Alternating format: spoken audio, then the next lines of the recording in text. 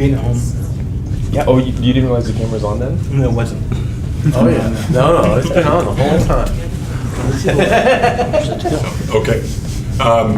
We're going to get the meeting started. We do not have a quorum, so we officially can't vote on anything, but we can go through the presentations. Alan's probably going to show up late, but that still doesn't give us quite enough unless we have somebody else show up here. So but we'll go with that. Scott's not going to be here tonight. He just texted me a few minutes ago said that he can't make it. So I will take over his part. So we'll start out with public comments. I do have one so far. So Jessica, would you like to come up? We'll give you 3 minutes to talk to us. And I will let you know when you have 20 seconds for me. Hi, I'm Jessica C-Screen. I want to say something because you have the homelessness discussion on your agenda tonight. I hope you get to it. So I wanted to say something again about people who are living in campers or RVs or other vehicles that are getting impounded and causing great difficulty for those people.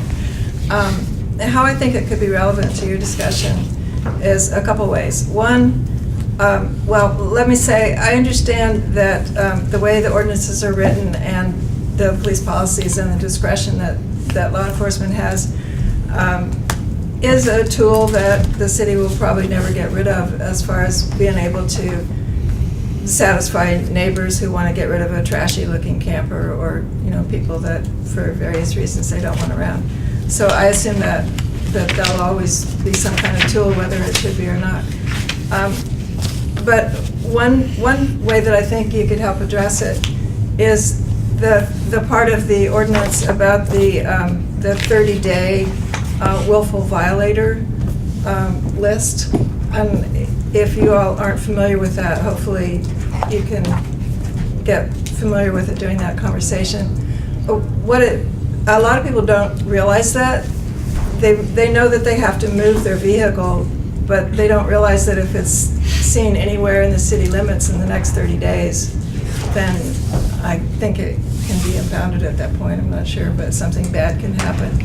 And in this day and age, I think that needs to be removed from the city ordinance. It's nothing but trying to make them move on to another city. And with the same problem in all the cities in the West Coast, that's just no longer a reasonable or humane situation. And I know you folks don't usually give recommendations to the city council about how they might change their ordinances, but I know you're able to do that, so I would ask that you do that.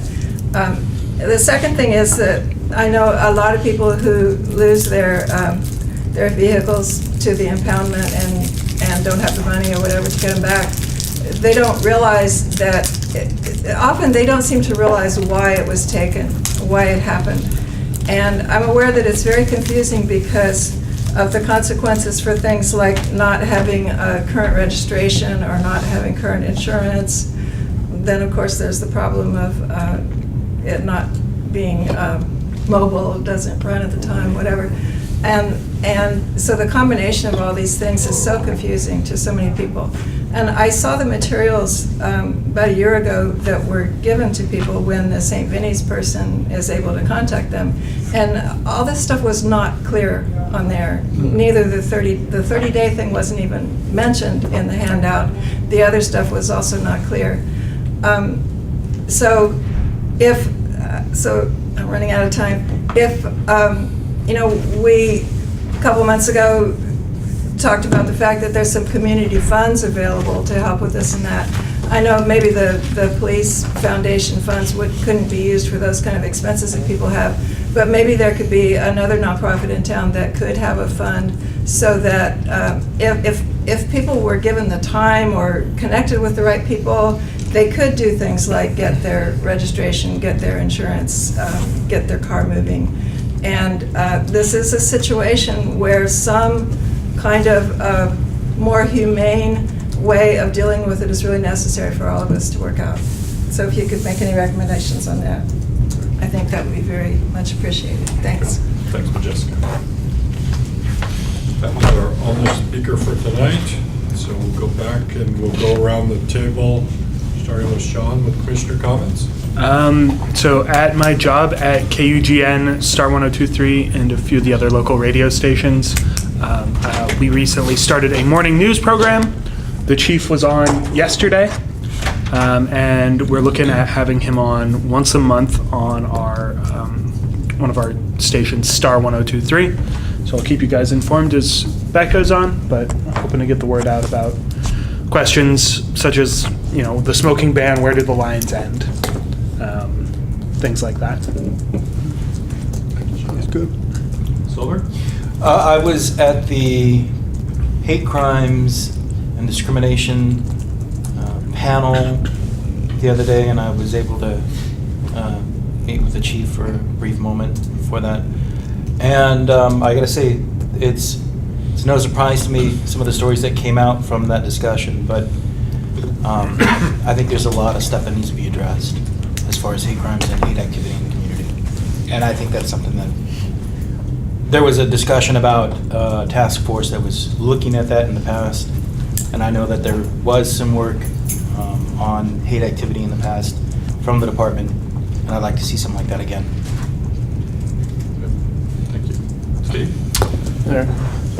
Civilian Review Board met on Tuesday, and I do know there are a few positions that are available, so I'll put a plug out there, let your friends, people know that we're coming in this time of season where you can put applications in and serve on the board. And, I'll be aging out of the system, I think, in June, so I'll be going off, but I've really enjoyed my time on the Civilian Review Board. I think it's a great board to be involved with. So throw that plug out there. We reviewed a case where an officer was posted in front of a business with emergency lights on, was guarding a perimeter as part of an active operation. After about 30 minutes, the business owner walked up to the officer and asked if everything was okay. The officer summarily dismissed him, advising everything was fine and would let him know if there was anything to worry about. That led to a service complaint, which was a different track. The officer then decided to record a profanity-laced rant about this inquiry and post it on Snapchat to two fellow officers and a civilian. The officer did not realize that the ICD recorded the rant and became a public record. The Civilian Review Board discussed a number of issues, including why was the officer engaged in personal conduct during an active operation. When it became clear by officers B and C, the two of the officers that the Snapchat was forwarded to, that this officer regularly uploads things on Snapchat and posts it to others, there was a concern about what information may be being shared with civilians. And apparently, during that investigation, the two officers said that this Officer A does that quite frequently, and the third party, the civilian, is involved in this group. So we didn't see a line of questioning about what information might be being shared, but that would have been nice to see. We would hate to see inappropriate police business being shared with civilian. There was a discussion about personal cell phone use and how police business could be recorded on these personal phones without public record or access. Concern that there is no social media policy, which may be something for the Police Commission to discuss, because that's not going away anytime soon. Generally, though, listening to this rant was a little disappointing. While venting seems reasonable, and while coarse language was not necessarily an overriding issue for many on the board, the general consensus was the rant was overly disproportionate to a simple question posed by the business owner. In addition, the officer made it clear of a dislike for people. The board would submit, at least I would, that if someone is a police officer and hates people, then that someone is in the wrong profession and should move on. As liking people seems to be a very necessary prerequisite to being successful in this position.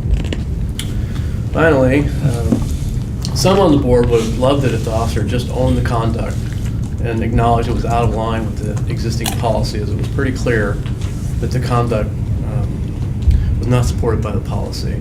Instead, when asked if the officer believed the conduct violated policy, the officer said that it did not violate the policy. The allegation was sustained. It was clear that it violated the policy. So those were the issues, but it is curious. I don't know that doing personal business on while on an active investigation, like there are other policies that speak to that. But it is curious that there is no social media policies. That might be something for us to consider in that part of our work plan. That's all I have. Thanks. Well, Chris, we're just going around with comments. You have anything? No, thank you. Okay. So the only comment I have is sort of towards Majestica's comments about that. A couple of the things that she talked about are some of the stuff that I think that, as we have this homeless discussion tonight, that maybe we try to get a plan to look at some of those contracts that the city has and some of the things that what the police are allowed and not allowed to do. And if we do, look at the ordinance that affects that if we want to make some of that. So there's more discussions that hopefully we'll have tonight to sort of direct the commission on what we want to do and how we want to approach doing something like that. So, and that, thank you all for coming, those that made it tonight. And, we can't review and approve the minutes because we don't have a quorum, so we will skip that. But we will ask Deputy Police Auditor Leah, does she come up and give us her presentation? Yeah, where do you? Come sit up here. Oh, thank you. Right close to the camera. I love it. See? Silver might trade you. No. Nope. Yeah, it's better than when I have to go to council and it's actually on live TV. Hi, everybody. So I'm the Deputy Police Auditor. My name is Leah Pitcher. I often speak quickly, so if that's happening, stop me. I'm picturing this as a pretty informal talk. Jeremy and I spoke about what the commission might want, and I'm going to talk a little bit about the origins of our system, how it's set up, and what we do. If you have any questions at any point, please just ask. I think this should be a discussion rather than a presentation. So our office, the origin of civilian oversight in Eugene is in the early 2000s. There were some bad actors in the department with some high-profile committing crimes on duty. And as a result of that, there was a very deep breach in the public trust between the community and the police department.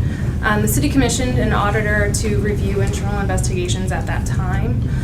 They also, with a police commission, actually asked for a report from the Police Assessment Resource Center, PARC with a C, to review various civilian oversight models all across the country so that the city could choose which one might fit best. That report was issued in 2005, and the charter amendment was put before the public and passed also in 2005. That charter amendment creates both the auditor's office and the civilian review board. So there are 3 bodies of civilian oversight of the police in Eugene. There's this body, obviously, the police commission, reviews policies, has input on policies. There's also our office, the auditor's office, and the civilian review board. So the auditor's office is separate from the rest of city government. We report directly to city council. I say we when I really mean my boss. Luckily, I'm not directly reporting to council most of the time. They're fabulous people, but None of them are here. right. I'll watch me later. So we don't report to the city manager. We're not part of the executive branch. We're part of the legislative branch, and that maintains our independence from the rest of city government. I'll talk more about philosophy later. We work closely with people in the police department. I think, we're all investigating the same things. We try to have a collaborative relationship, not an antagonistic one. I think we'll come back to that later. But yes, so we are separate from the rest of city government. The other branch would be the Civilian Review Board. That is a group of 7 members, not less than 7 members, or not more than 7 members, I apologize, appointed by council. We have a slightly different boards and commissions recruitment process. This is where I put in a plug for boards and commissions recruitment. If anyone is interested, people who are interested, we need people. We're going to have 3 openings because Steve is leaving us.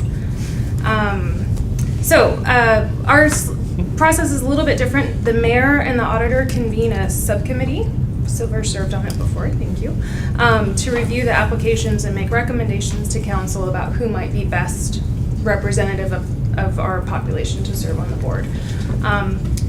Council chooses, sometimes following the recommendations, sometimes doing what they wish. They are council, they get to do that.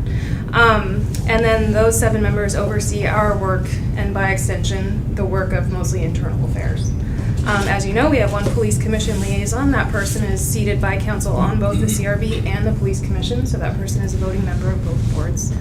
We also have 1 liaison between CRB and the Human Rights Commission. That person does not vote on the Human Rights Commission. They just attend meetings and serve to facilitate communication. All right, what we do. And when I do we here, I mean both the CRB and the auditor. So I'll start with CRB. So they are allowed by charter, they are told to review completed investigations and adjudications of complaints against sworn employees only. So we'll get to what we do, but we can take complaints about any employee in the whole city who reports to the chief of police ultimately. So that's gonna, well, we'll get to that in a minute. But CRB reviews sworn employees, so that's people with a gun and a badge. The charter says the CRB can require the city to reopen an investigation. This has been interpreted in a rather narrow way where there's something called community impact cases, where if the auditor designates something as a community impact case, basically that case gets investigated with the participation of CRB. So they have more input into how that goes.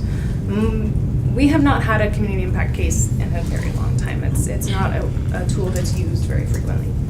CRB provides comments on an investigation. They review trends and statistics, and they oversee and evaluate the work of our office. Yes. Can I ask some questions? Please. Sorry to ask. Please do. So, and not to put you on the spot, but originally you talked about that they did a study to see what was the best. Yeah. So why did they choose the CRB as the oversight vehicle, the way it's set up, versus other cities where they actually look into the investigation and decide whether Yeah. they actually decide if it was sustained or Right. or not? Well, yeah. Well, I think there are, I forget exactly how many civilian oversight bodies there are in this country. I think every single one is set up differently. I think one aspect of it in Eugene, that they were choosing to have just a review of our work, is because they wanted to have a full-time employed auditor also.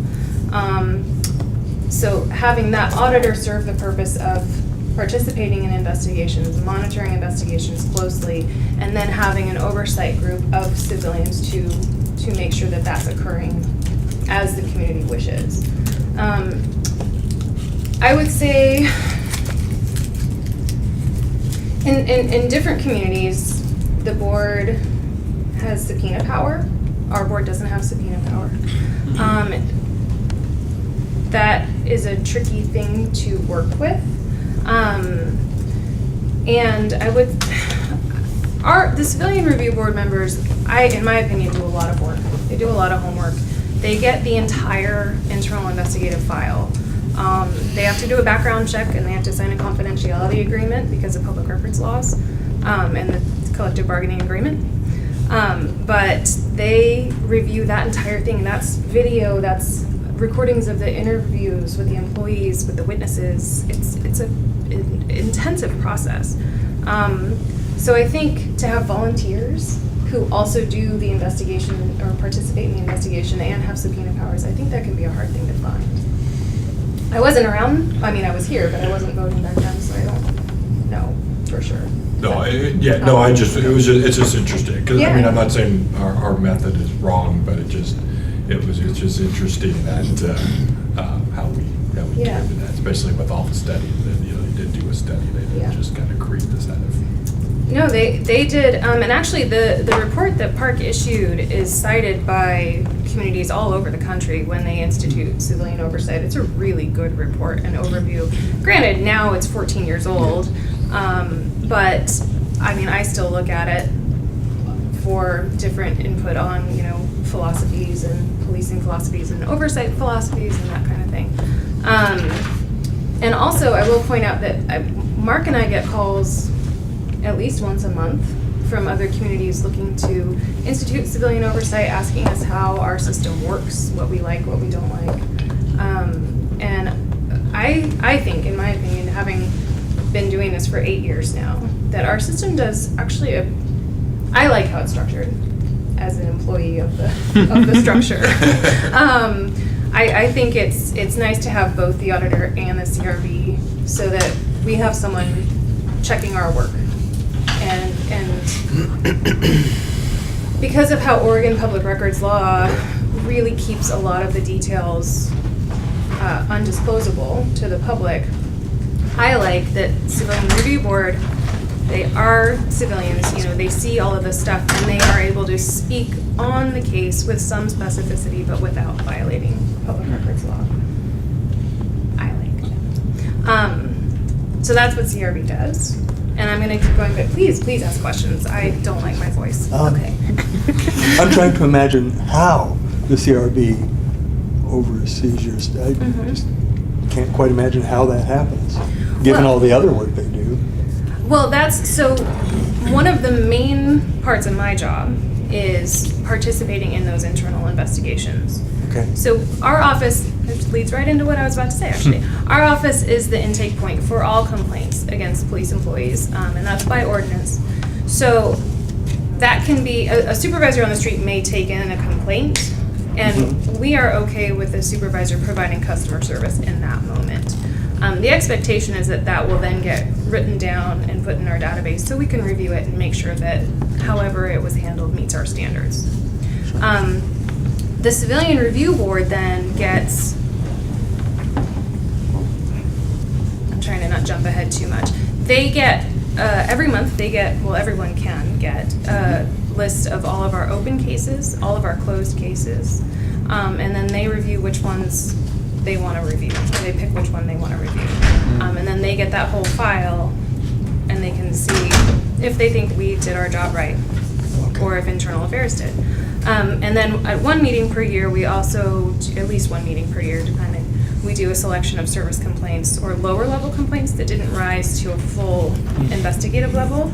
And that's kind of to check our classifications. Like, do they agree that it was a low level thing? So the charter, the main overarching theme of our office per charter is oversee investigations of complaints involving police employees. That's what we do. Specifically, we receive, classify, and route complaints. So, like I said, we're the intake point for all complaints against all employees of the police department. And that includes records, that includes the 911 center, that includes, it does not include Cahoots. Okay. They are employees of Whitebird, not our office, not the city. I'm trying to think. There are other fine line things that come up quite often. How about volunteers? Volunteers, we do take complaints about volunteers. It's a little bit tricky because they're not employees, right? But they do report to the chief ultimately. So we have taken those complaints, and luckily we don't get very many. So the classifications are, in general, there are allegations of serious misconduct and then minor misconduct. More specifically, those are allegations of criminal conduct, which you can fill in those blanks for yourself.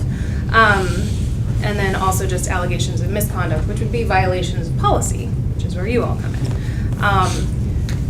Sort of underneath that are what we call incident reviews, and we started this a couple years ago to have sort of a middle ground where often we get complaints that sound, frankly, alarming.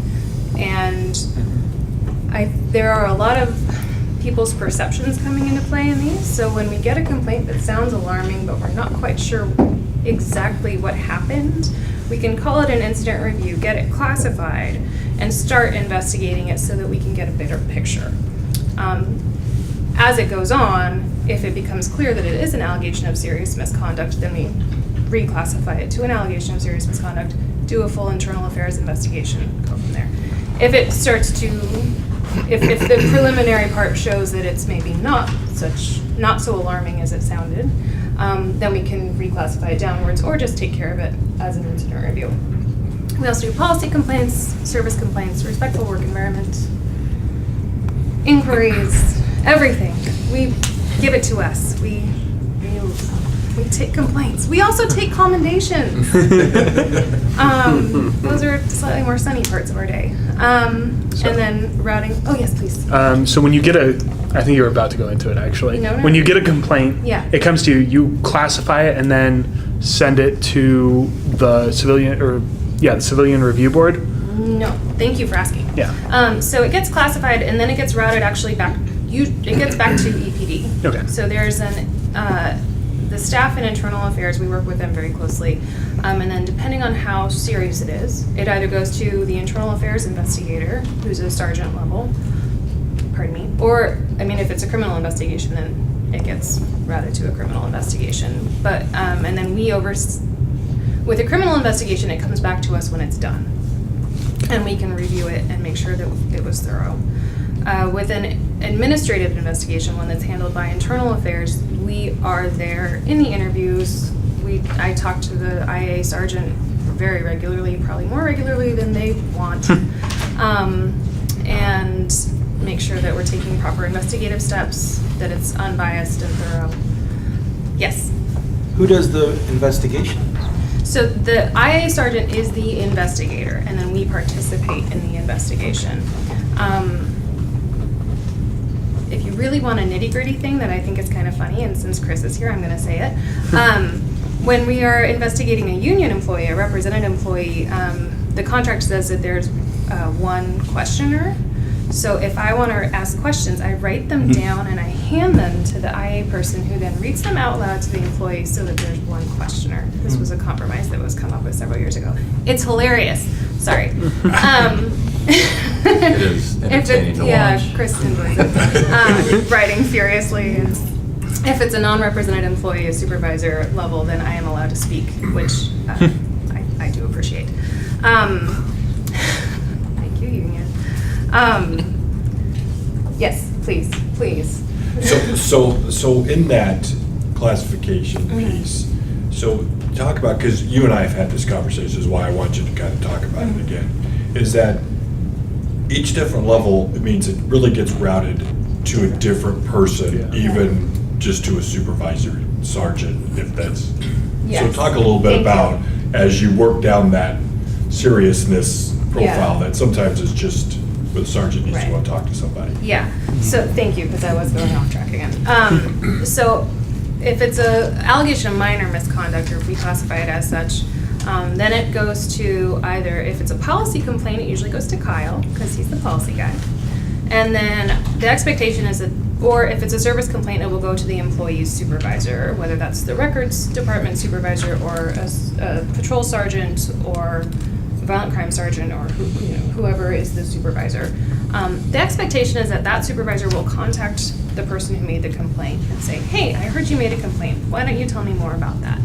And then speak to the officer involved, say, hey, you got a complaint. What was going on here? Or review body-worn camera, ICD, whatever's available. And then get back to the complainant and offer an explanation, or say, hey, they did screw up, or provide that customer service level that this community really wants. Give the example. Sure. Okay, so hypothetically, if there is a traffic stop and the officer, comes up to the car and the person inside feels that the officer is condescending or rude or calls them a name or something along those lines, then they call us to complain. I want to stress, actually, while I'm pointing this out, that if someone just says, I got a ticket and I didn't deserve the ticket, the proper venue for that is going to be the court. We can't rescind tickets. We don't have that kind of power. But if the complaint is about the demeanor of the officer, actually often we'll look at the video now, but back in the day, it would just go to that employee supervisor who can look at the video, talk to the person, say, tell me more about what happened. Tell me exactly the words that, speak to the officer, say, hey, I talked to the person, I reviewed the video, what were you thinking? Or maybe in the future, a better approach would be, not that you screwed up, but there is a better way to do this. and then talk to the complainant again and say, this is what I told the officer, thank you for letting us know, etc. And generally, those phone conversations are all recorded. They come back to our office, we review them, and we can then close it out. Or it's kind of weird how it all works out, but basically it doesn't get closed unless we've been able to take a look at it and make sure that it was handled properly. And sometimes something will come up and a supervisor will call us and be like, I don't know what to do with this. The officer didn't do anything wrong, or they did. And so we can confer with the supervisor as they're handling it to make sure that we're all working together to make the community member happy. Yeah. So is that you and your boss? Yes, and Vicky and Beatrice. Okay. Yes. So this is what you do? This is what I do, day in, day out. I have often wondered if you actually listen to all of my phone calls. Every single minute. No, I will review there's a closing memo. If it's someone or if it's a complaint where there are a lot of different personalities involved, and I've been here long enough to know a lot of the personalities here, and so often I will review not you, you're perfect, Kyle. But no, I will review. That's on some of those recording. So we monitor the internal investigations of this department. That's what we do. Let's see. How many complaints a year? Yeah. Oh God, I was gonna get to that. Okay, then don't No, it's skip okay ahead. because I did the math today. So last year, we have had 400 complaints in a year before, but last year we had 325. Past year, 2017 we had 325. 2018 we had 392, which is a 20% increase over 1 year. We definitely felt it. Vicky bears the brunt. She handles our intake, and I will just, as an aside, to listen to people calling with heated anger in their voices all day long, or coming into our office, and it can be a very hard thing to handle, and Vicky does an amazing job. I do an okay job, so. Has there been any increase in outreach to let people know about the auditor that would account Yes. for? Beatrice is in charge of that, and she's clearly doing a great job. 20% increase? Yeah. Good for you, Beatrice. Yeah. I was going to come to that. One of our main focuses over the last couple of years now has been community outreach. So we go to neighborhood meetings, we give presentations, slightly less formal than this even. I stand up and spout things for a while. And Beatrice actually also last year did a public safety forum entirely in Spanish. This year it will be on February 5th. It will be primarily in Spanish. Yeah, but there's going to be two different tables. One will be focused on public safety and public services. One will be focused on like Centro and direct service providers who aren't necessarily government. Is that correct? It's her baby. She knows everything. The chief will be there. Are you there again this year? You were there last year. It's a pending request in my inbox still.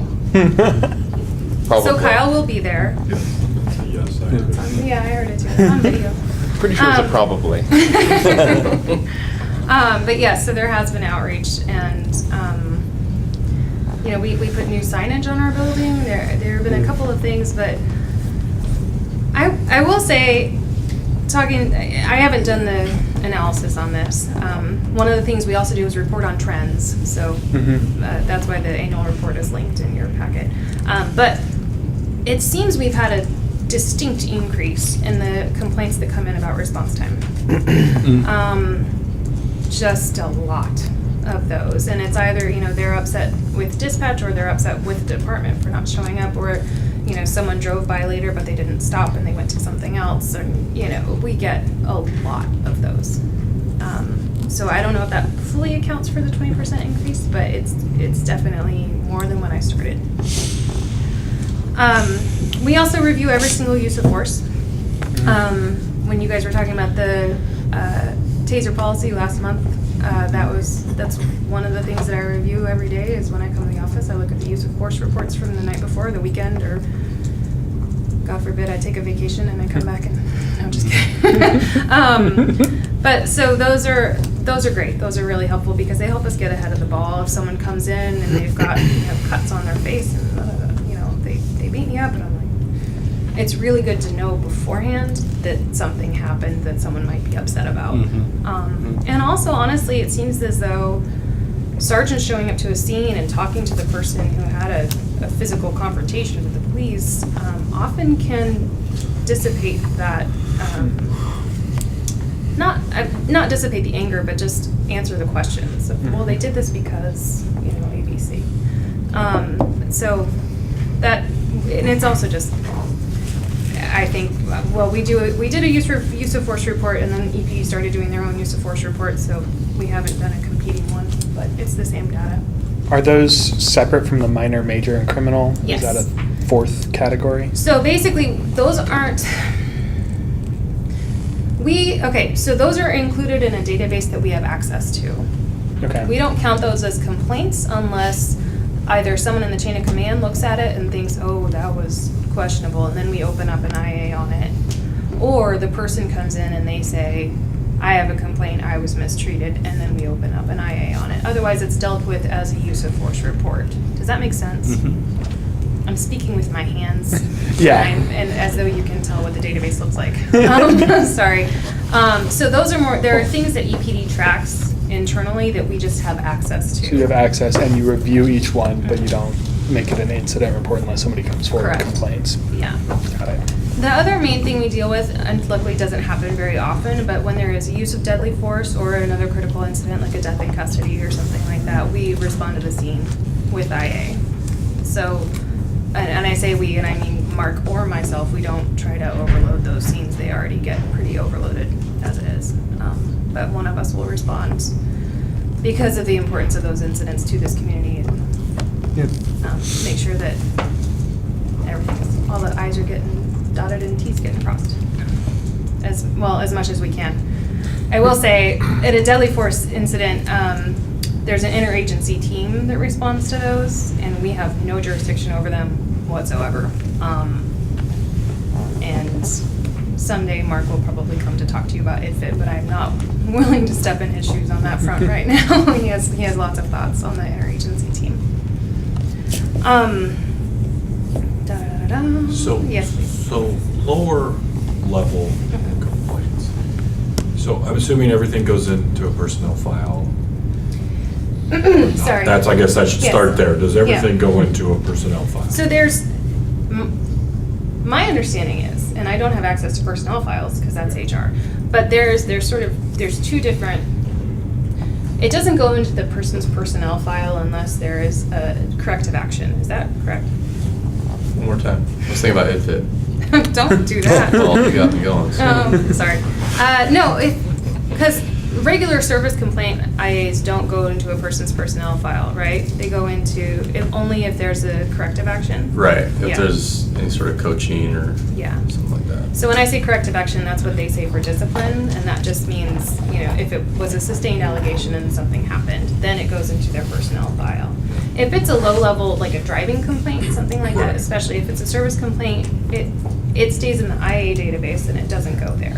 If there's a pattern over time, then that can be something that's handled as a performance issue or with a performance plan with the employee. We are specifically, by the collective bargaining agreement, not allowed to weigh in on corrective action or performance plans or things of that sort. We don't get to. Well, I should say, our comments are not officially at all relevant, but we tend to make them regardless. True. Fair. Yeah. Yeah. One of the issues that's come up for us is employees that are moving or transferring agencies and Yeah. the access that in a background that people get is personnel files, and if all like very low level things that aren't ever expunged or the timelines are lengthy, then that can really affect people's families and hiring processes for other moves in life. So it's something that we've talked about for Yeah. a while now, a couple of years, I think. And to be clear, like our office is in favor of expunging, especially low-level stuff. Yeah. And even if we could set up some kind of matrix for expunsion, that would serve everyone well. And that's sort of why I was going, because I mean, I think about my place of work. It's like if somebody does something 3 years ago, you know, we try not to hold that against them for the rest of their life. It's like there is a time frame where you feel like, okay, they've probably grown beyond that sort of behavior. We haven't really seen it again, and so it's kind of tough to Except for the to nickname. say that. Somebody, I mean, Those are forever. It's really hard, and I think it's also, sometimes people in the community are concerned about coming forward because they don't want to make a stain on anyone's record or something that they consider small, but I will say, so for low-level things, they don't go into the personnel file. And also, in a department that gets almost 400 complaints and only has fewer than 200 sworn, I would say everyone in this department, well, not everyone has gotten a complaint, but it's a pretty common occurrence for someone to get a complaint, and especially for a low-level complaint, it seems to be pretty well accepted that sometimes this happens. Especially, I think this town has a lot of opinions on how police should act. You bring up numbers. I know we're doing a big recruitment drive for police. Are you guys getting additional resources to handle? No. Seems like I would say, that's an issue. no, thank you. Yeah. We have not made that ask. Okay. So no, I would say it's interesting just theoretically looking at this. We've had an increase in complaints. I think part of that is due to response times. Hopefully, increased staffing would decrease those complaints. Increased staffing also tends to increase complaints about new person mistakes, right? So that's something that I do what I was anticipate thinking happening. Also, I mean, I think it's worth saying that one of the when there was a deep inner look back in the early 2000s about how did this happen, right? How were these bad actors allowed to? How did this happen? Yeah. And part of it was blamed on a recruiting push. So I think in any recruiting push, it's important to make sure there's still a focus on background investigations, thorough and complete background investigations, and that's not something that we are part of. But that's something that I'm excited about new employees. I'm so excited because I mean, as a citizen of this city, I think that we need more police staffing. But yeah, I have some anxiety about going forward. But I am also an anxious person. So. Yeah. As a background investigator, I can say at least at this point, the level of scrutiny and the bar has not budged a millimeter on what the acceptable standard is. And even though we really, really, really want to hire people, we all just get really, really, really disappointed when the data comes back and it's like, this probably isn't a very good candidate for us. Yeah. So the scrutiny is still very strong. Thank you, Kyle. Is that a pretty common experience? I mean, this is not a very good, they get that far and. Yeah, if they get to a background, you never know what you're going to get. So some people can interview really well I suppose. and still have complicated, troublesome, and it can be all kinds of stuff. I mean, you just never know where you might find the rabbit hole. Last. But sorry. there's, yeah. Are you a background investigator? Yeah. I would say it's probably We're well known. of our outside of the civilian non-employee backgrounds that I've done, it's probably 75% that haven't passed my backgrounds. I've only passed one. Ever. Wow. We're well known for That's good. in the surrounding agencies as by far the most thorough department for backgrounds. Well, we travel, anybody that's That's a big been reason the budget. lived somewhere else meaningfully in the last 5 years, we travel to whatever that location is. And so when you roll up at a big agency or small agency across the country to do a background investigation, like if it's a lateral, their jaws hit the deck. They're like, "You're here doing what? Well, what?" And then they bend over backwards to help you. It really is, because half the time you're scalping their employees. I mean, they've applied with us, but they're potentially, and it's amazing how they will bend over backwards. I have spent day after day in a police department's conference room. What's that? You mean to give you what you need to give you Everything. Give you space, bend over backwards to get the employees time to cut out on breaks to come and talk to you. And my interviews aren't short. I mean, I can, depending on how well they knew the person, I can talk to a coworker for anywhere from 15 minutes to 2 hours. I love hearing that. I really, sorry, I do. I don't ever fit in the 40-hour. No. It's always kind of been a 40-hour window that they try to get us to get our backgrounds done. My last one was 78 hours I had working on it. It's interesting we have this conversation because as I was getting ready for this meeting, we're talking thing, and one of my coworkers, she mentioned that her neighbor just got hired with the department, and she goes, yeah, and it was really weird because one day they showed up and they talked to all of us and they wanted to know and asked all these really pointed questions, and I was like, I don't even know them that well, but and so she was very impressed with. It was just kind of funny because she brought it up that canvass the neighborhood at every place they've lived for the last 10 years, trying to talk to neighbors that they might have lived next to. I mean, it's incredibly thorough. I wound up in 3 states in August on one background because he just had been all over the place. And so I was in Tennessee, Arizona, and Washington. I will say, I was also subjected to a background when I got hired, shockingly. And that was extraordinarily thorough. I had not been through that kind of experience before.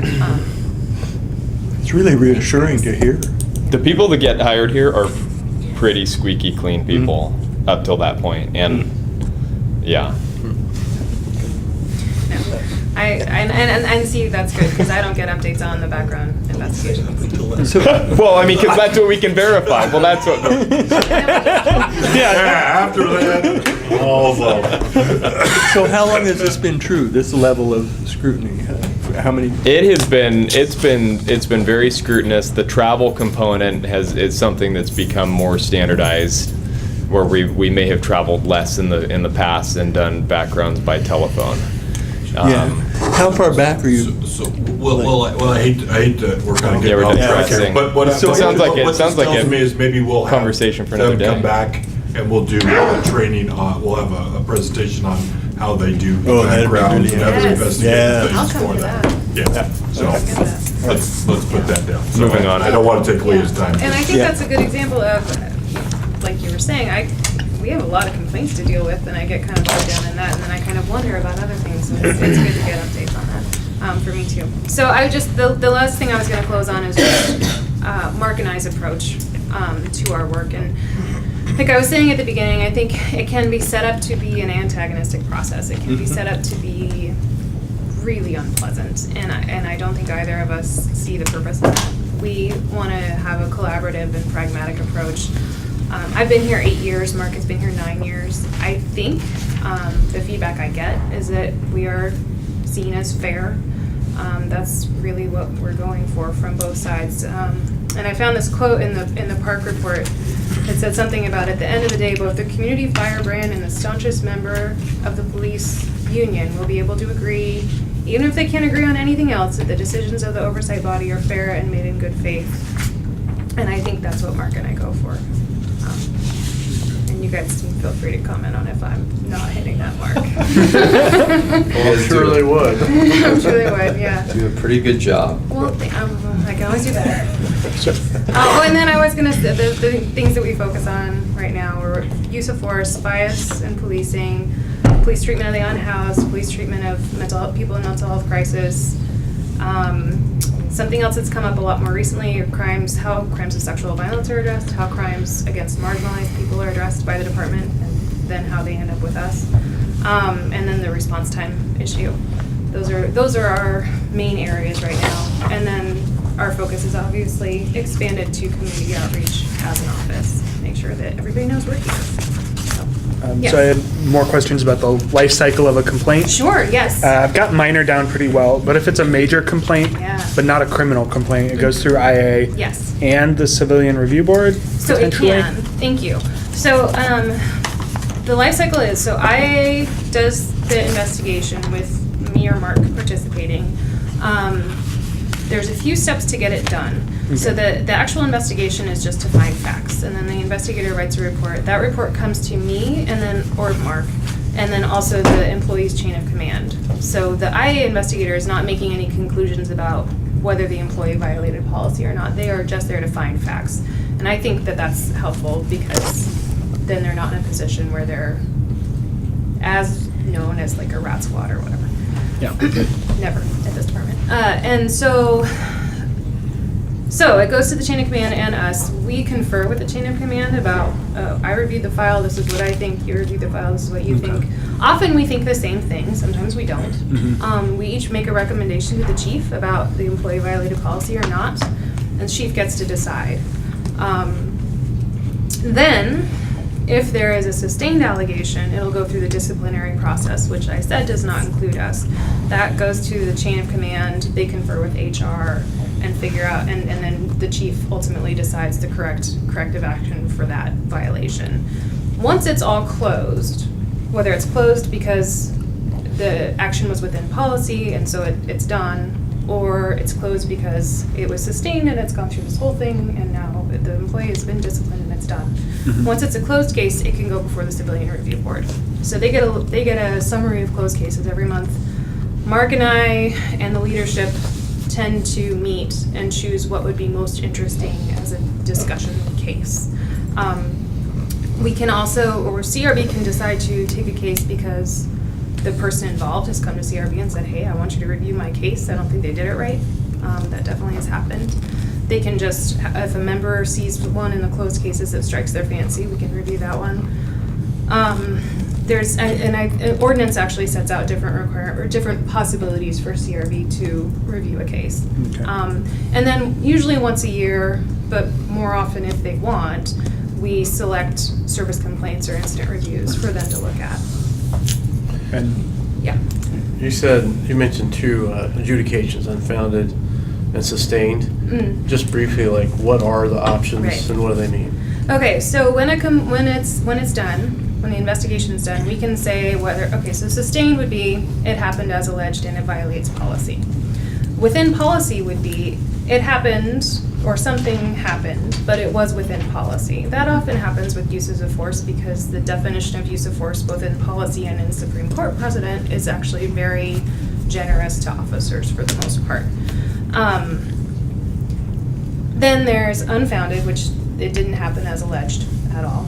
And then there's insufficient evidence, which is all investigative steps have been taken and we cannot determine with a preponderance of the evidence whether it happened or not.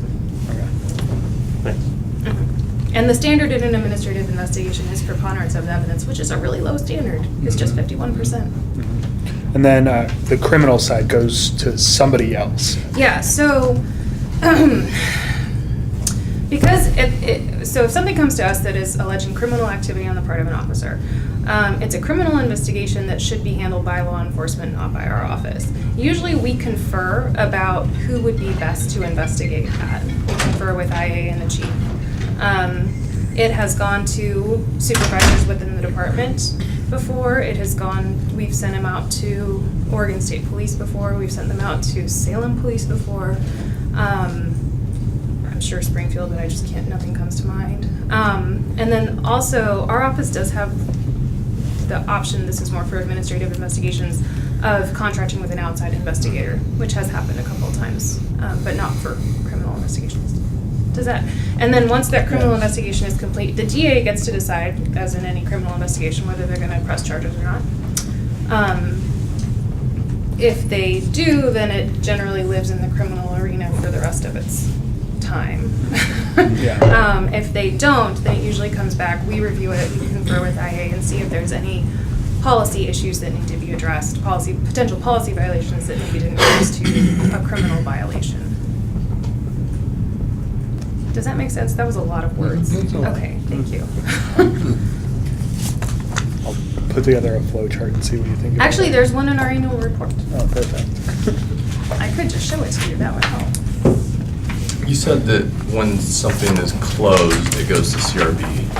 It can go to Can CRB. go. Oh, I saw this. Once it's closed, they can elect to review it. Closed in what way? Through IA? The IA is completed? Yeah, so actually, the definition of closed for CRB review is that it's been adjudicated. Okay. We've had discussions with EPA before about whether it can happen before corrective action has been administered, but typically, because of the way it's defined in the ordinance, it's closed for our purposes. It's closed because they're reviewing our work and our work is done Okay. when it's adjudicated. Yeah, I was surprised to see the officer tase, the handcuffed person, was in the review packet for CRB, and then it went to the guard. That was in an open case report, I believe, because that case is not closed at any level. Yeah, so it was under investigation. Yeah, it's not adjudicated yet. Yeah. We do see open though. We just can't review them. Right. Yeah, so we for every month, we issue an open case report and a closed case report. The open cases usually don't have a whole lot of detail. That one didn't have a lot of detail. Yeah. Can I ask?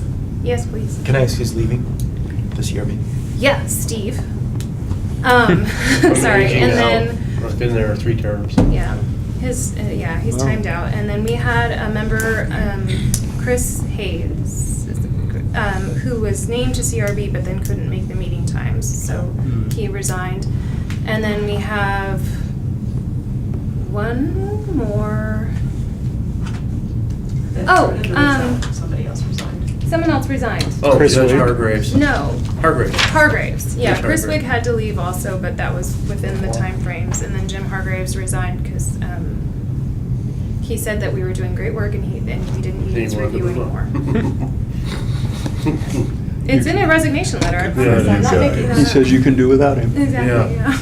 Yeah. But we do love review board members, so please reach out to your networks and get us. How long is the term? 3 years. 3 years. Although it might be less because some of them are staggered, and so if you fill Jim's position or Chris's position, it may not be a full 3 years. Heather's still there. Easy. Okay, do you guys have any other questions? Anything else for Leah? Oh, right, she's not there. I'm Thank here every month if you ever have anything. Thank you so much. Okay, Yeah, thank Thanks, you. that's good.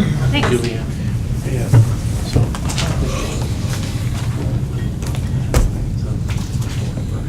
Okay, so we're going to go to our next topic, which is the post-traumatic incident procedures policy. And we have a guest speaker who's going to join Sergeant Williams on this. Yeah. Emily McCauley, is that right? So, Emily's the, by far the subject matter expert on this one, and I thought it'd be good for you guys to take a look at this and give us your thoughts. This is certainly it's a procedure in the way that we reformatted our policy manual a couple years ago, but it certainly is one that is very important because it deals with how we help our employees after they've been involved in some sort of a major incident. And then there are some things with this review. It was a rather old, I don't remember what the original date was, but it was a rather old general order, hadn't been reviewed in a while. Emily has been a part of this team, which was the critical incident response team. It's now the peer support and resiliency team for many, many years, like 10 years, do you say? 10 years.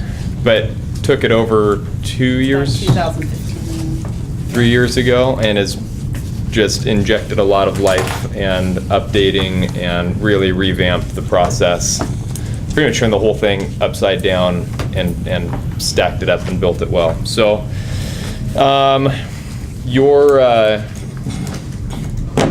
the policy version that you have, unfortunately, we have a couple of additional modifications. Emily and I were supposed to meet before we had to get the packet out, and due to Emily got sick, and so we weren't able to do that. So we'll kind of talk through, there wasn't a whole lot, but there are a couple of semi-technical sections that she requested be modified, and so I figured it would just be better for her to be able to really give you the full answer as to why those are and give you a little bit of background on them. There is an Before we start, because one question that came up is, could you just give us a few examples of when this would, what would be considered a traumatic event that would, I can think of some, but I don't know if that's Yeah, what this policy this is why I brought Emily. So, it's a difficult question to answer, and that what we always say is what's emotionally significant to one employee. That's what our peer support team views as what we call now a critical incident. So it can be anything from the use of deadly force, so an officer-involved shooting is an example to that, to one employee responding to, the death of a child or something like that. And so it's gonna, vary on a wide scale. It could cross multiple disciplines, so it could include EMS, fire, police, 911, or it could just be, one call taker in the dispatch center. So it's a variety of things, but anything that is going to expose an employee to a heightened level of trauma, basically. So the likelihood that they would experience a stress response after the incident, that's what we would consider this. And it's gonna have a huge kind of span of what the response is. So sometimes it's gonna include like the whole department, and a line of duty death is gonna affect the entire department. So it's gonna be a large scale, or like I said, it could be one employee, and it's more of a one-on-one focus of how we're kind of administering this policy through just that one employee. And so our team, our peer support and resiliency team, it just used to be peer counseling, and that's what we would do, just kind of be a support system for employees. But now we're tasked also with employee wellness, and that's the proactive piece of it. So what do we do on a daily basis before the incidents even happen? So our team's kind of the liaison of who would make sure that this policy is appropriately administered after those incidents. So we kind of help go alongside the department and command to make sure that those things happen. So I guess so it really comes down, because as I read the policy, so it really comes down, is it a supervisor that then, if something happened, and the reason why I'm asking these questions when I was reading the policy, because an incident happened, I think it was in Texas, where the officer was on videotape, of course, and it was all over the news, that he had handcuffed this young teenage girl, and that he responded to a party call, and it was a major incident. But when they went back, he had just come from a kid's death, I think it was a drowning or something, that a little kid had just died from, with a call right before this. And that's a little bit why he didn't have patience and didn't have, the demeanor to handle this, which, so, I mean, that's why I'm asking this question, is that, how do we make sure that So something that this is then enacted, or that there's a supervisor that says, look, that officer just went to something that was really bad? So something that our department did in 2015 alongside with it was the safety committee actually that initiated it, and then our team that partnered with them in order to create a directive that we're now folding into this policy since we're updating it. It's called the Traumatic Incident Directive, and what it does is it gives frontline supervisors the authority to grant time off to employees that are in critical incidents. So if they experience something on the job, they don't have to call up the chain of command to wake everyone up in the middle of the night to get permission to say, yeah, this employee would benefit from taking time off, paid time off from the department. Studies say that it takes 48 hours to process stress appropriately. So in an ideal world, you wouldn't return to work until 48 hours. Our policy says 36 hours from the event. So generally that's the rest of that shift and then the following day. So a couple of things can happen. A supervisor can recognize that and say, hey, do you think you would benefit from being off? We're happy to send you home to rest, recruit, things like that. Or the employee can come forward and say, hey, I think I'm not able to finish my job duties and I think I need to be relieved from them. And that happens pretty frequently. We use it pretty well. I kind of make sure when our team is notified, because I get notified of most of our traumatic incidents, and so I tell them, hey, was the employee offered time off? Did they decline it? Did they accept it? And if I see that the employee's absent, I verify that, why were they absent? Are they just sick on an unrelated illness, or are they absent because of the leave? But they're given paid time off, so it's considered an admin leave, a paid time off for that 36 hours. And the hope is that that's going to be kind of enough reset time for them to deal with that incident and then come back in a healthy manner and work. There's certainly incidents where they need more time than that, and then that's kind of worked through a workers' comp avenue, and the department works with them and peer support. But in most cases, that's enough. In most cases, that's enough to kind of reset that employee. And sometimes they're offered the time and they feel like they don't need it, or there's 5 employees involved and maybe only 1 or 2 end up taking the time.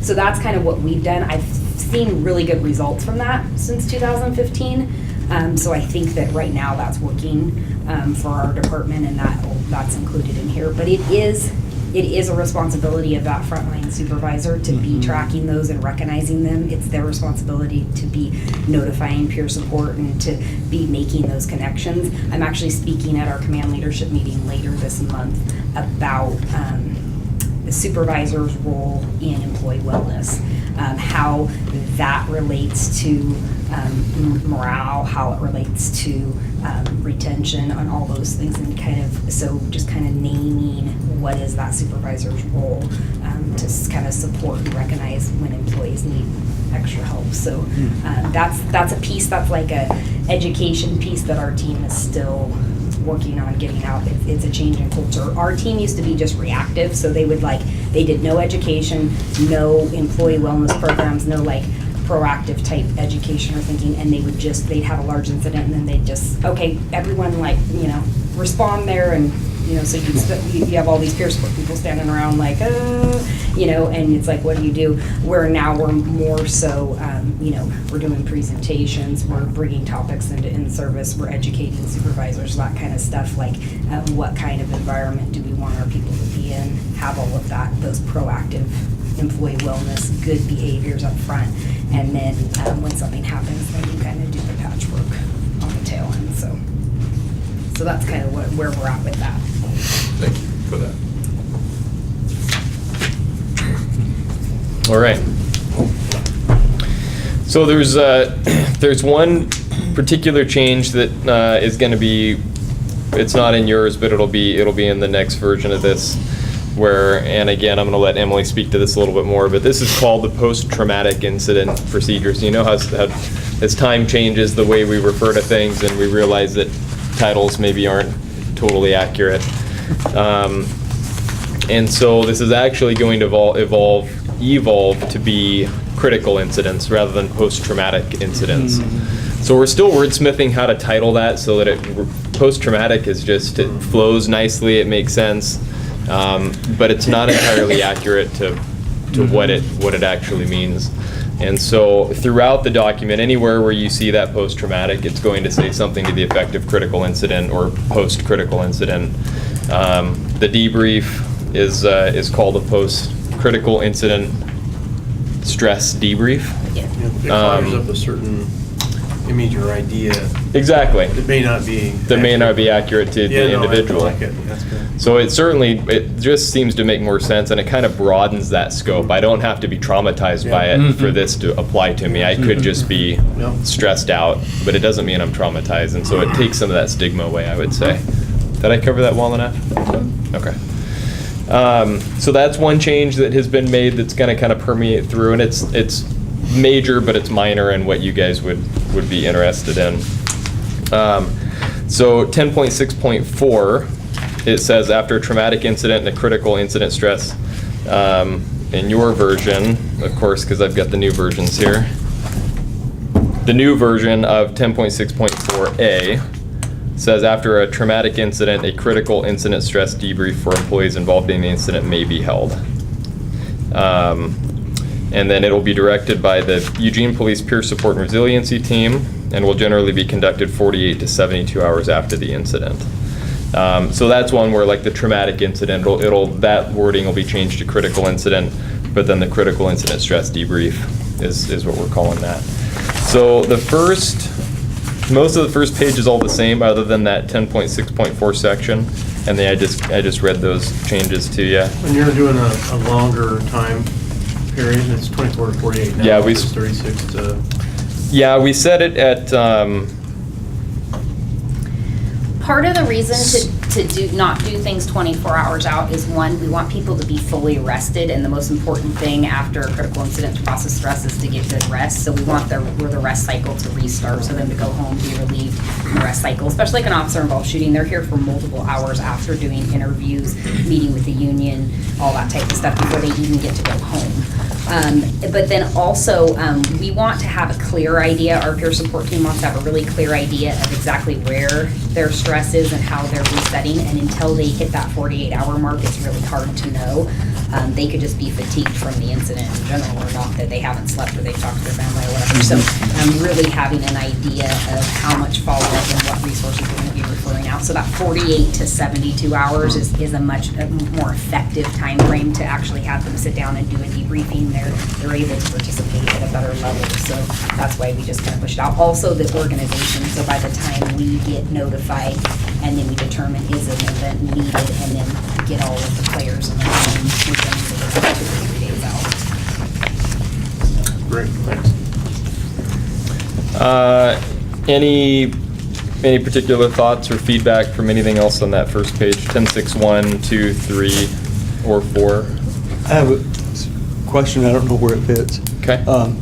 One thing that struck me reading this was the emphasis on confidentiality and it's true that some contexts you'd have some confidentiality and others you wouldn't. And I get that. But I was trying to imagine what my need as a person in this situation for confidentiality would be. Would I be concerned about sort of legal matters, like I don't want to say something that would incriminate me, or would I be concerned more, there's kind of a stigma about psychological treatment, I think, or would my concern be I don't want people to think I'm nuts, or I don't want people to know that I showed some weakness in this? Yes, yes, and yes. All of the any above. or all? Any and all, potentially. Okay. Yeah, and that's another thing that's probably a key adjustment that we made in here, and Emily can speak to it. It's just a little further in without getting too far off track, but we will touch on that and the confidentiality piece and how it's changed from the original general order to where we are now. Okay, good. Yeah. You want to go, Sean? So in the first paragraph, 10.6.1, Yeah. minimize, in order to minimize the stigma, could we say something along the lines of manage the emotional duress or distress rather than minimize it? I don't know if that makes sense. So where, help me out here, get me here. Okay, so that whole last sentence, or the second half of the Yeah, last. honestly, minimize the chances that personnel involved will develop or suffer from symptoms of emotional distress. Manage the emotional distress related to critical incidents.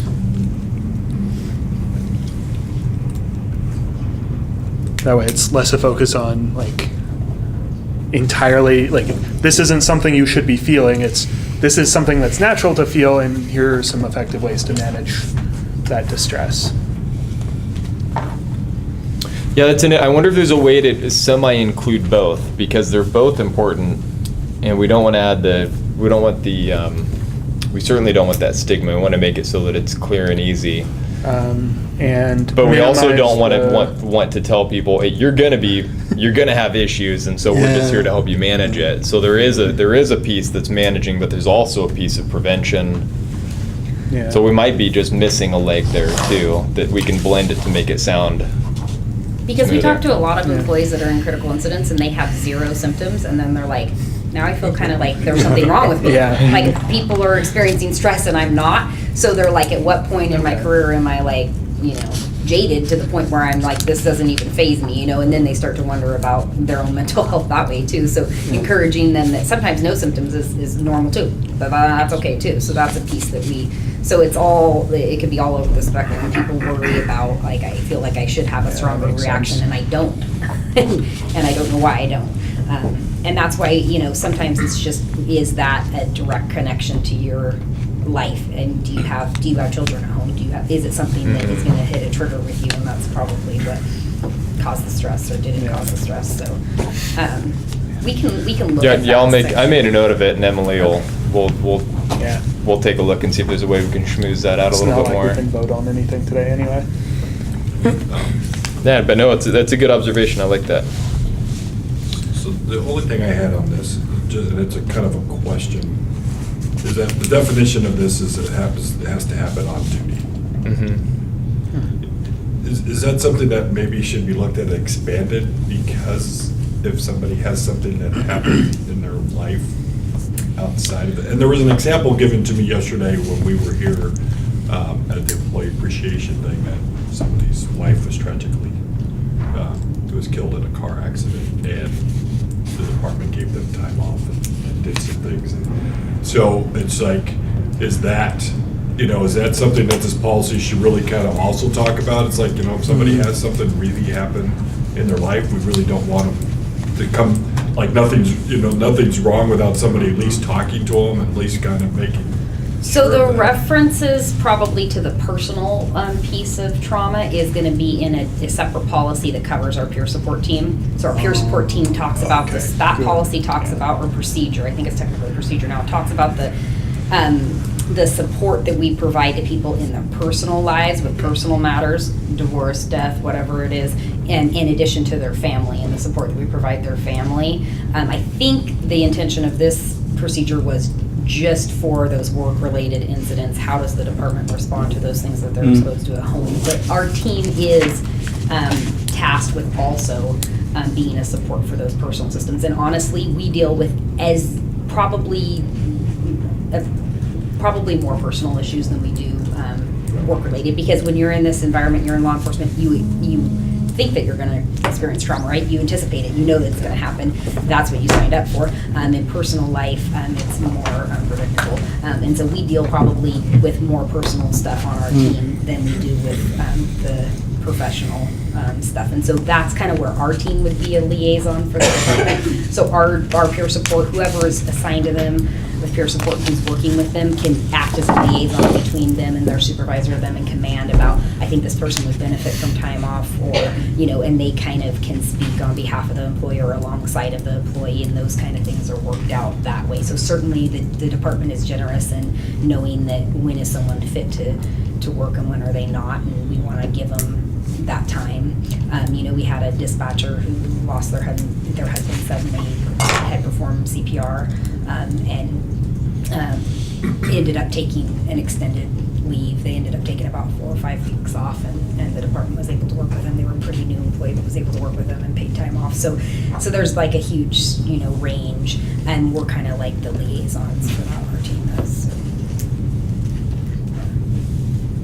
On that same note, if an off-duty officer stops an armed robbery, I think there is a question there about whether this would apply. So, The way I view it, I don't know if this is how the department views it, the way I view it is if they're acting As in the a police role officer? of a law Okay, enforcement cool. officer. That is nearly word for word what the policy now says. It's considered. It's considered on duty. On duty. And they because- get compensated. Yeah. They basically just clock in, and then would be covered under all. Yeah. Do they get overtime pay? Yeah. Yeah. Oh, Really? yeah. Yep. Okay. Yeah, it basically says you have That's to act in the capacity of a police officer, and then there's a definition for what acting in the capacity of a police officer is, and that's essentially any time where you employ your statutory Yeah. It just came up. Authority. Somebody That's what I'm brought trying up to say. a domestic violence thing. I think it was off duty Yeah. and Kind of. dragged out for a certain amount of time, and on duty cops showed up and they took care of it. Yeah, so it happens from time to time where officers will get involved in something because we kind of tend to be people that can't mind their own business or shut off that drive, and so that comes up from time to time. See Die Hard. It's the best Christmas movie ever. I know. It's actually grilled into us though, you are a professional witness. Oh, yeah. Off duty. If you do not need to get involved, you don't get involved. You're a professional witness, still call 911. But there's just times that come up where people don't have a choice for physical safety or something's of concern, so. And really, even if you have to get involved, the preferred thing is again to do the minimum as a citizen. Yeah. We Try to be really, off duty. yeah, try to be off duty, and you just don't want to put yourself out there. You're not equipped. You don't have your tools. So as much as you can just sort of delay whatever bad thing is happening until uniformed police can arrive, then that's the preferred method. Makes sense. Yeah, and I think Emily hit it right on the nose there, that this is more specific to things that are happening on duty, and there's a whole other net of work being done to support those that are having life stuff going on. And some of the on duty, some of the legal components of this, and the privacy protections are going to weigh in when it comes to on-duty related too. So that's another component here. Any other thoughts on that first page? Perfect. We'll move on.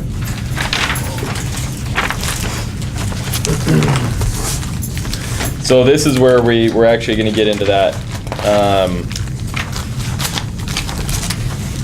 10.6.4D.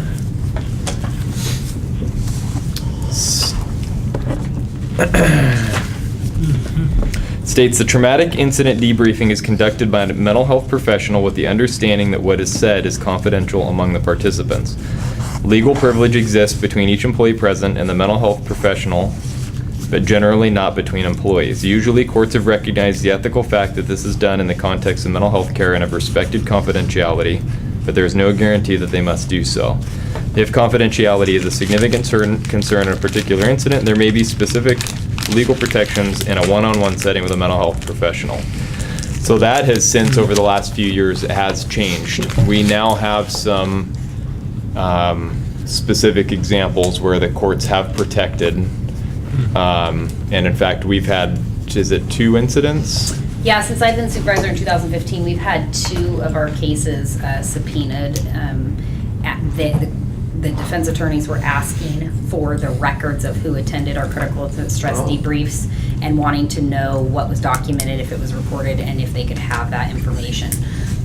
So luckily, our team before that was organized enough that we got it pretty locked down, in that our peer support members lead those, because when a peer is talking to a peer, it's going to be received better, especially in this environment, than a mental health professional or a chaplain trying to talk to them, because then they're going to assume, you think something's wrong with me, why is your brain shrink, what's going on? And so we lead those stress debriefs, and our people are all considered certified peer counselors, and for the ORS, that basically means we have a protection that any conversation or environment that's deemed a peer counselor conversation can't be subpoenaed into court. So information is confidential, and they can't bring it into an investigation as long as it's peers talking to peers. And then in addition, we have mental health professionals there, so we always have a mental health professional present. Their participation is very minimal. They're more of a resource and a listener. They want to get a gauge of kind of, in case we have follow-up and these people are coming to get counseling after, where are they at with it, and they provide resources. That's really their participation. And then the chaplain, kind of the same thing. They're really an observer who's a resource. But by doing that, by them seeing, okay, we have certified peer counselors, that's covered under ORS and that's been tested. We have a mental health professional, and then there's a privilege there, and we have a chaplain, there's a privilege there. Courts were like, nope, you're not going to touch it. Just need the lawyer and you got it all covered. Yeah, you're not going to touch it. And so we create that environment so that we know that that's safe for them. We also have considerations, our team, of when we plan things, it's not always within that 72 hours. In some cases, where we know that it has to go through the district attorney or something like that when we've used deadly force. Sometimes we'll wait until that has been cleared by the district attorney, that no criminal charges, it was a justified shooting or whatever, so that it opens it up a little bit more for those participants to be able to be free to talk. The union works really closely with them to make sure that they keep their group really small in the beginning, because they want to protect that employee, which is the right thing to do. And so our peer support team has a limited role in that, and we really try to let them work with the union in that first few days. And generally, if our peer support has contact with them, it's one representative. We generally let the union board know, like, this one representative is going to check in to make sure that they don't, need support. But so we kind of wait till that process is played out so that they're more free to talk. We don't talk tactics at the stress debriefs. It's not a tactical debrief. We don't talk any of that. It's just a factual depiction of the events, and then we talk about the possible stress reactions related to that and how to cope with those and stuff like that. So it's really focused on processing that stress and trauma. It's not focused on the policy or who did right or wrong or any of that piece of it anyways. But it creates a better environment for the employees if that first process has already been done, and then they can participate. Alright. On D, it says a traumatic incident. Are you substituting a lot of traumatic for critical, or there are places? Well, where let me would read keep you the traumatic new in there? version, because Oh. this is one of those sections that we did modify fairly heavily because of the new, that we have some examples where that conversation privilege has been upheld as being confidential. And so that section now reads, the critical incident stress debrief is conducted by the PSRT, Peer Support Resiliency Team, with a mental health professional present, with the understanding that what is said is confidential among the participants. Legal privilege exists between each employee present and the mental health professional, but generally not between employees.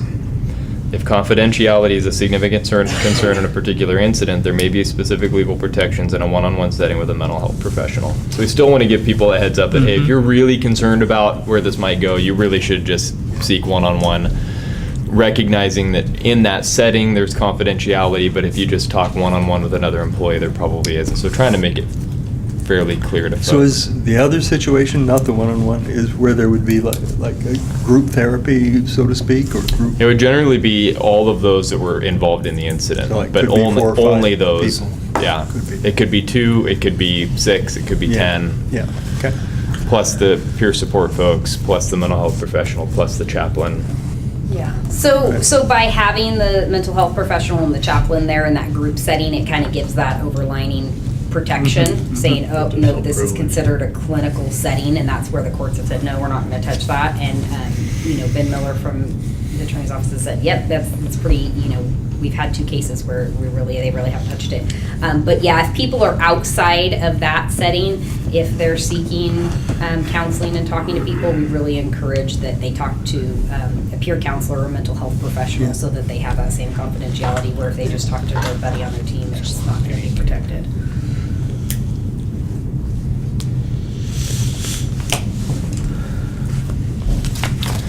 Which in some ways is too bad, Yeah. that they can't talk to somebody that may understand them too, outside of the peer counseling. The rest of that, the responsibilities for supervisors at this point is mostly the same. We just updated language to reflect the current names and stuff. Most of this was generally pretty good in terms of being pretty accurate still. Any thoughts on 10.6.5, the first half of 10.6.5 there on page 2?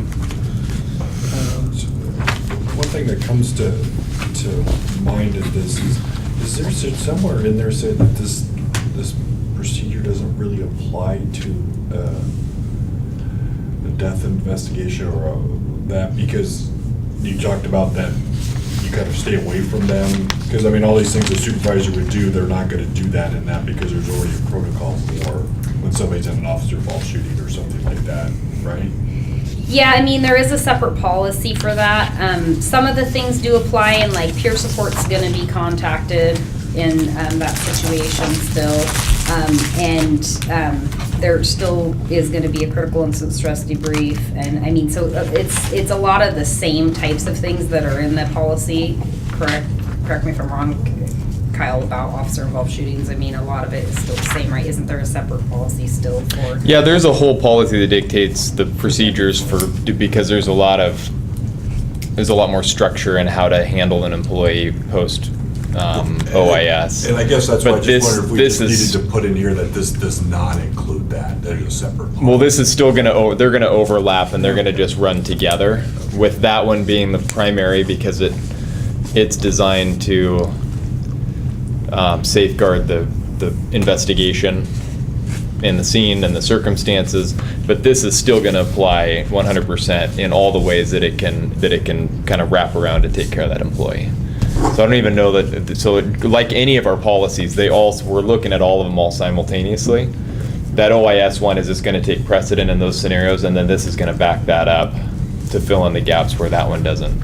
Well, and I guess my thinking behind it, because a lot of those policies, we actually say, refer to this policy for that type of incident. And the reason I look at a lot of this is I look at the public looking down. Yeah. And so if a public said, well, why wasn't this done? Why wasn't that officer separated? Why wasn't he done these things? And you're like, well, because that incident is handled differently, because they have to get them, to the representatives, they have to get them to their lawyer, they have to get them to Yeah. all that stuff. and they can't talk to them, you know, and something to think about, that maybe you just put in here somewhere that this doesn't apply to, you know, that sort of incident, because it has, it's referred to policy such and such. That's all I look at, is that somebody can't pull this out and go, well, why didn't you do these things? You know? Yeah, and that's, And I don't know if it ever happened, but I just think of things like that when we look at policies. yeah, I'll take a look at both of those and see if there's a way to tie them. Yeah, Just so there's clear, there's a. Yeah. That a certain incident, there is a certain thing. One comment as well. EPEA, Eugene Police Employees Association. Yeah. I imagine. We could just get that written out previously in the document. I might have missed it. But the same sort of. Just mean when you use an acronym, spell it out before you use that. Yeah.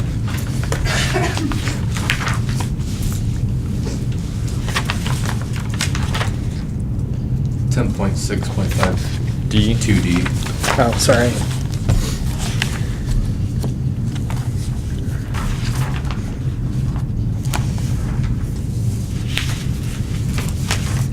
Yeah, I don't think it's referenced prior to that. I know exactly what that is. Yeah. I figured it out. Oh, and I didn't do a very good job of introducing Emily. Emily is a supervisor at Central Link Communications Center, so she's been a dispatcher, call taker, and is now a supervisor out there, and has been for 14 years? I've been there 15 this month. I thought you got hired just before I did. 15 years. She's one of our favorites. One of the best. On the same That's note on of recording. That is. Acronyms. No, is there another one in there? B10.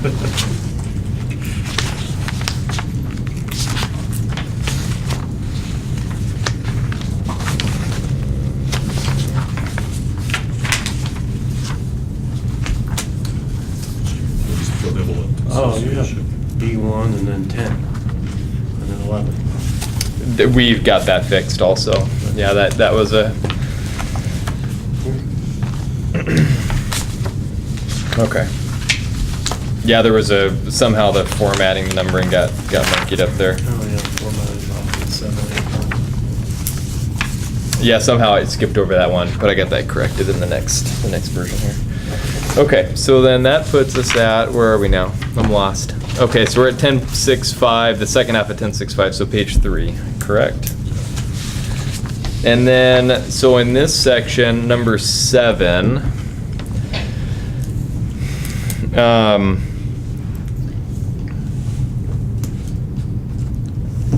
so here it says a psychologist or other mental health professional associated with the employee assistance program should be contacted, and if the situation warrants, requested or respond to the employee's location. If not, a PSR team member will assist in scheduling an appointment as soon as possible. This mental health professional is to assist the employee, and regardless of who is compensating him or her, the involved employee is the professional's client. So this isn't a practice that's generally happened. We don't call the mental health professional to come into the employee's location or their place of work. This kind of, when I read this kind of like implies that it's like a requirement that we're definitely going to call the AP, and you know, we're going to possibly bring them to the employee's location. Our team doesn't mandate any type of mental health treatment. The only time that in policy it says that someone has to even see a mental health professional following an incident is officer-involved shooting, so there's a requirement that they meet with a psychologist before they come back to work. And the other critical incidents, it's voluntary, and sometimes it's needed and sometimes it's not. Our team certainly, if someone needs help getting an appointment, or what I like to call is the back door, because I call and I just say this employee needs to be seen in the next 5 hours, make it happen, and they do it. And we have a list of people that we use for that we trust. And so we certainly do that if we need to get them in quick or if they ask us to. But it's not something that is done on every critical incident. Actually bringing a mental health professional into the police department, we try not to do, because it's just basically telling to all the employees, we think that you're traumatized by this and we're going to force this care upon you. That doesn't go over well with officers.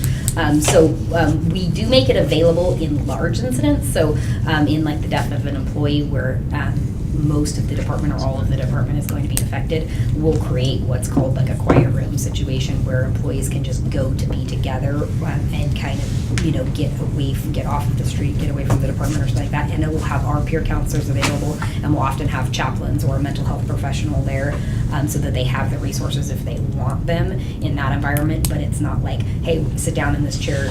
We've clearly been traumatized by this incident. We're going to bring a mental health professional here to you. That's not really how that's done. So that's more something that's in our procedures. So we're working on a policy manual just for our team and kind of what are those general practices that we do. So that would be something that would be in that, not in this policy. So we completely just removed number 7. We just struck it from the policy.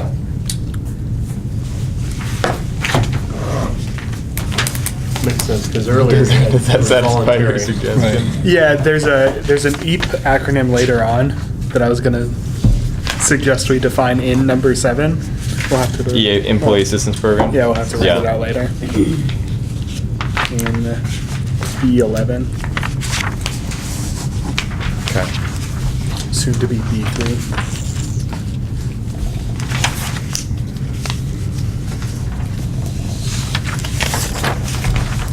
Oh, yeah, and I can kind of explain why that is. Okay, so up until B after the incident, any other thoughts or comments on stuff in there?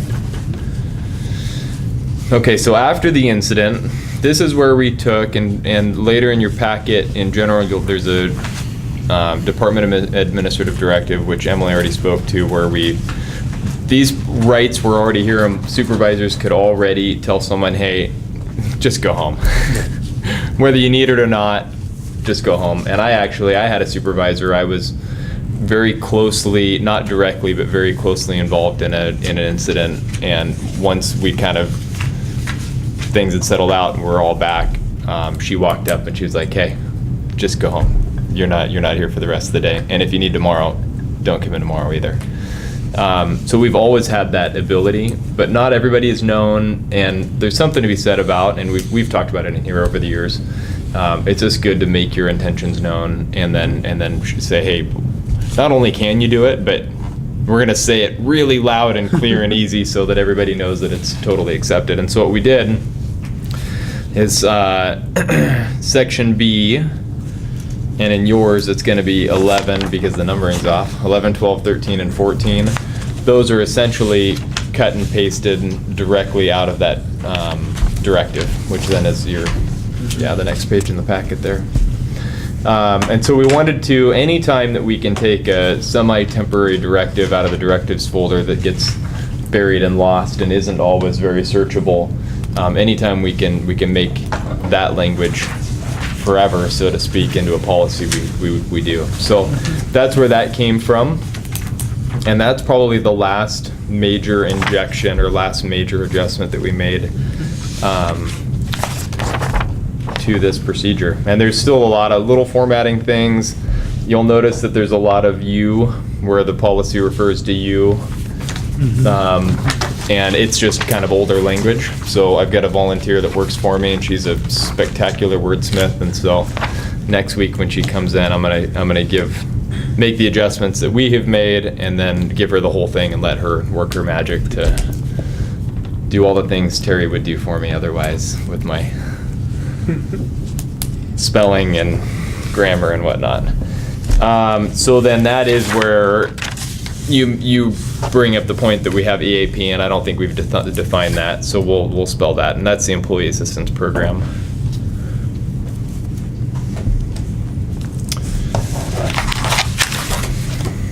And I believe that takes us to the end. Unless, again, there are thoughts or comments on that the rest of those sections, or those 11, 12, 13, 14. Any thoughts on that stuff? So can I ask a question? Can an employee refuse to go? Yeah, to the critical incident stress debriefs, or? No, to- just if the supervisor says, you need to take time off, you need to take the next couple of days off, can they say, no, I want to work? Yeah, it's voluntary, it's offered, it's not mandated unless they believe that they're unfit to work. And that's a hard, that fitness for duty thing is a much bigger issue that we don't broach that often. I mean, unless they can really articulate that they believe that they're in an unsafe situation. And sometimes they're like, sometimes after a critical incident, they're like, no, I just want to be with my team.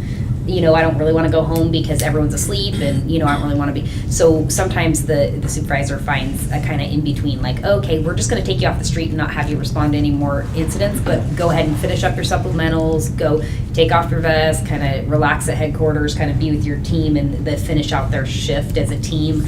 And sometimes our peer support people will respond kind of at the end and kind of offer resources and kind of talk to them there, depending on the timing.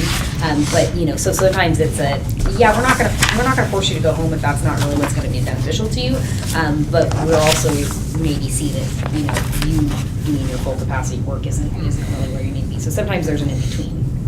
And the reason why I asked this, and this may not be the policy, but Philadelphia did a study years ago that, and thank goodness we don't have officers getting shot here, but they found out that when an officer was shot, that the incidence of police complaints for excessive force went up in that area that officer was shot in, because the other people, and so they got to where they would give that team that worked with that officer like the next 4 days off so that they could calm down and get back, and that's what sort of, to me, that's something, thank God we don't have to deal with that, but I think, is that something that we need to think about? Is there some way that on certain incidents, there is no, if we find out, because that may be something that, somebody that was close to that worked on that person's team, maybe that team needs to have 24 hours or 72 hours away from work to process that, because, and you could look up that study that was done, I think it was done like 10 years ago or less, but they found that in those instances, I mean, it just went way up, that all those officers on that group that worked with that person would. There's been, in the past, and I know we're talking about critical incidents, but there's been concerns that have been brought up by employees, kind of trying to protect their buddy a little bit, seeing that something's just not right, or overhearing statements made or things like that has been brought up to command staff, and it has been addressed that, hey, we need to make sure that you're doing okay. So, though I think your question, the answer is maybe not directly regarding like a critical incident, but the question that you asked, the answer is yes. There have been times where command staff has addressed concerns and said, hey, we need to do a fit for duty test, essentially. So that there is, I don't want to say when push comes to shove, but when concerns are brought up over people's well-being that, that revolve around safety, ability to work, So people are taken off the street. Yeah, and I'll try to find that and get it out to you, because it was interesting, because it wasn't that that you would ever have thought any of these officers were unfit or that, but it was just that emotional heighten that was with them, that they went out there, so things kind of set them off a little bit more, and so they found out desk duty or just giving them time off. The Philly study? Yeah. And so I think that's what, and that's where I guess I'm kind of going to, because I don't think it's fair to just, somebody was close to an incident that you're now kind of, well, are you fit for duty? And that's where I'm trying not to go with, Sure. but I'm trying to go with, we just think that this is too close to home, that maybe you need to,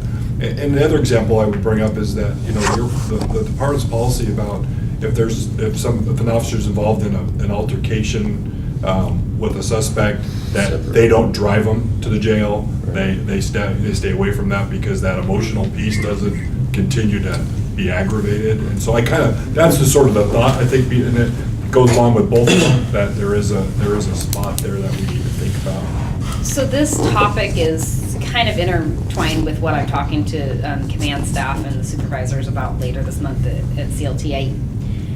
Really just trying to empower supervisors to have those conversations, because as a supervisor, I think people, it's like, I don't want my staff to think I don't believe that they're competent or that they're fit. It's also like, I don't want to be accused of, trying to step in there. But also, in my mind, the way I see it is they have a responsibility to ensure that their people are healthy and to make sure that they're healthy, and to kind of recognize those behaviors, listen to the other teammates that maybe are stepping up on their behalf and things like that, and offer some in-between solutions so that that person stays healthy physically and mentally, but also to protect their career, to make sure that they're not going to be put in a situation when they maybe don't have all the tools in their toolbox to perform at the level that they normally do. And so it's an employee's it's a supervisor's responsibility to know their employees, to know their normal baseline, and to recognize when they're not there, and to also know what they've been exposed to during that work week. And so really just telling people, like, it's okay to have those conversations, this is how you have them,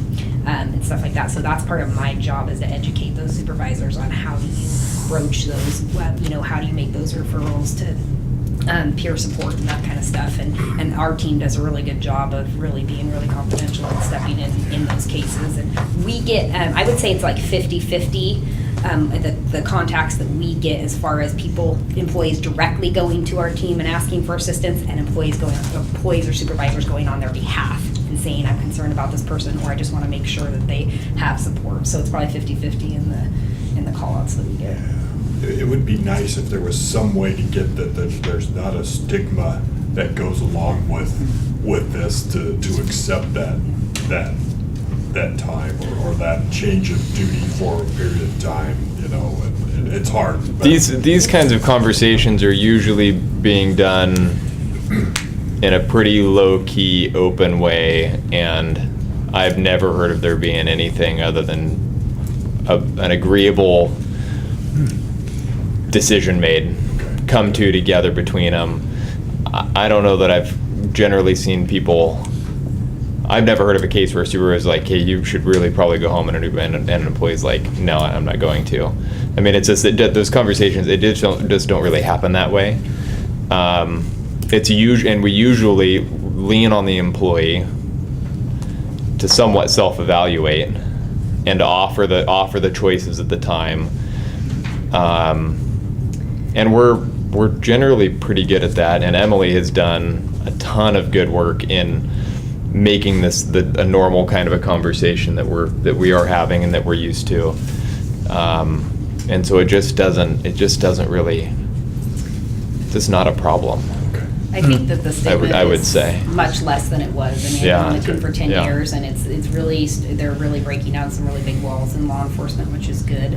And I think what's honestly helping with that is millennials, so the younger generations that we're hiring, because if you look at all the studies, one of the most important things to them is a balance between life and home, and really having mental health be the forefront of that.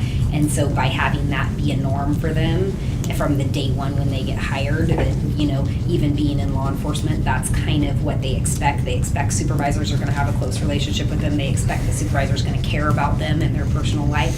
And so I think that that's helping some of what I like to say are seasoned people. I don't want to say old, seasoned people, one of them now, really realize, like, hey, this is a norm and this is just how we do business. You're going to be offered a critical incident stress debrief. You're going to have peer support contact you. You're going to have support from the union. This is just how we do business. This is what culture we live in. This is what our department stands for. So just by having that just be the everyday norm, then you kind of just know. Before we did it so infrequently and we made it such a big thing that it was like, oh, so-and-so, this didn't happen when so-and-so was in their shooting, or this, why are they contacting me? They think that whereas like, okay, if that happens to me, I know that this is what they're gonna do, and that's just kind of the norm, and it's just kind of business as usual, so. That's good. Yeah, and I guess that's the important thing, is I'm for, is that it has to just seem like this is just the way it works. Right. Well, I think what Philly did to get rid of the stigma of oh, no, I'm fine, I'm a cop, I can work, is they blanketed the entire team that officer would have worked with. And they said, look, this is it, you guys all aren't working for the next week. Yeah.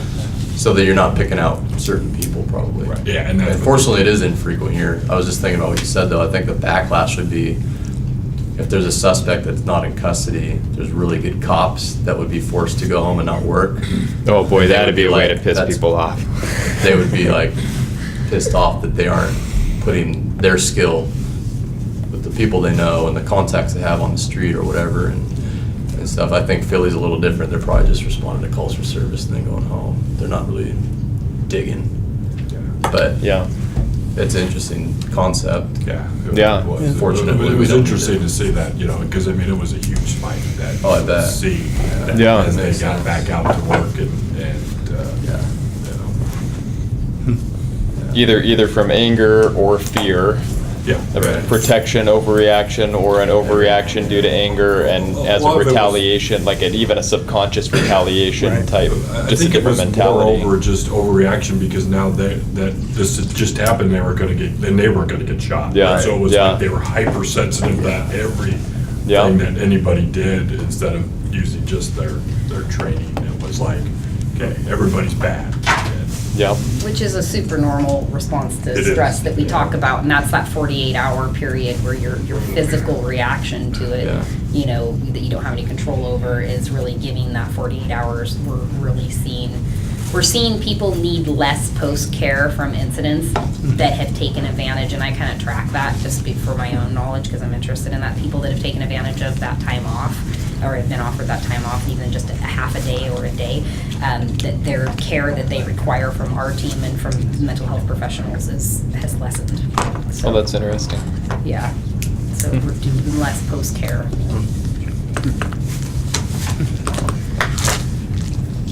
So I guess I would have an ask from the commission. Is this something that you all would like to see a final version and vote on? Or should we chalk this up as an informative review and discussion, and then we will just continue on our track? The latter would be my preference. I would think so. There wasn't really enough like No. major things that you guys had grit in to, might be smoother for everyone to not spend our time on the next one. Yes. What was that? I'm sorry. We just made a decision, it's cool. I love it. I just muddy it up anyway. I pose two scenarios. One where we bring this back for a commission vote to move forward, or scenario two where we consider this a review discussion and we carry on with it as we normally would. And we don't continue to take commission time on it. Well, I think number two with a little number one. How about that for an answer for you? I think you guys should just continue on with this. I think what we'd like to do is maybe have it back that we then have said, yes, we like this policy. I think it's good on some of these kind of bigger policies just to have the commission say that. Yeah. We voted that, we like it. So just bring back the final. Then product. unless we come up with any major additional changes, we just won't schedule more than a 5-minute. Right. Here it is, any thoughts? Yeah, everybody's still okay with this? Perfect, sounds good. Yeah, that'd be right. Okay. Thank you, Emily. Sure, anytime. Emily, thank you so much for your time tonight. I know we probably took more time than you had planned. That's okay. So the chief could not make it tonight. He had an emergency shortly before the meeting, and so we didn't even get a chance to get a replacement for him. So we will not have the chief's report. And since we don't have a quorum, the next two items we really can't do much with. But I would like to have a little conversation started, and then we'll bring it back to next month's meeting. And so the homeless conversation. So what I'd like to do with this is that I'd like to bring this back. The commission's looked at homelessness as a large item a few years ago and came back with no recommendations to anybody other than it seems like a big problem. And I'd like to not do that again. We did look at the camping policy a few years ago, which is a lot more of my concern about how that is being handled.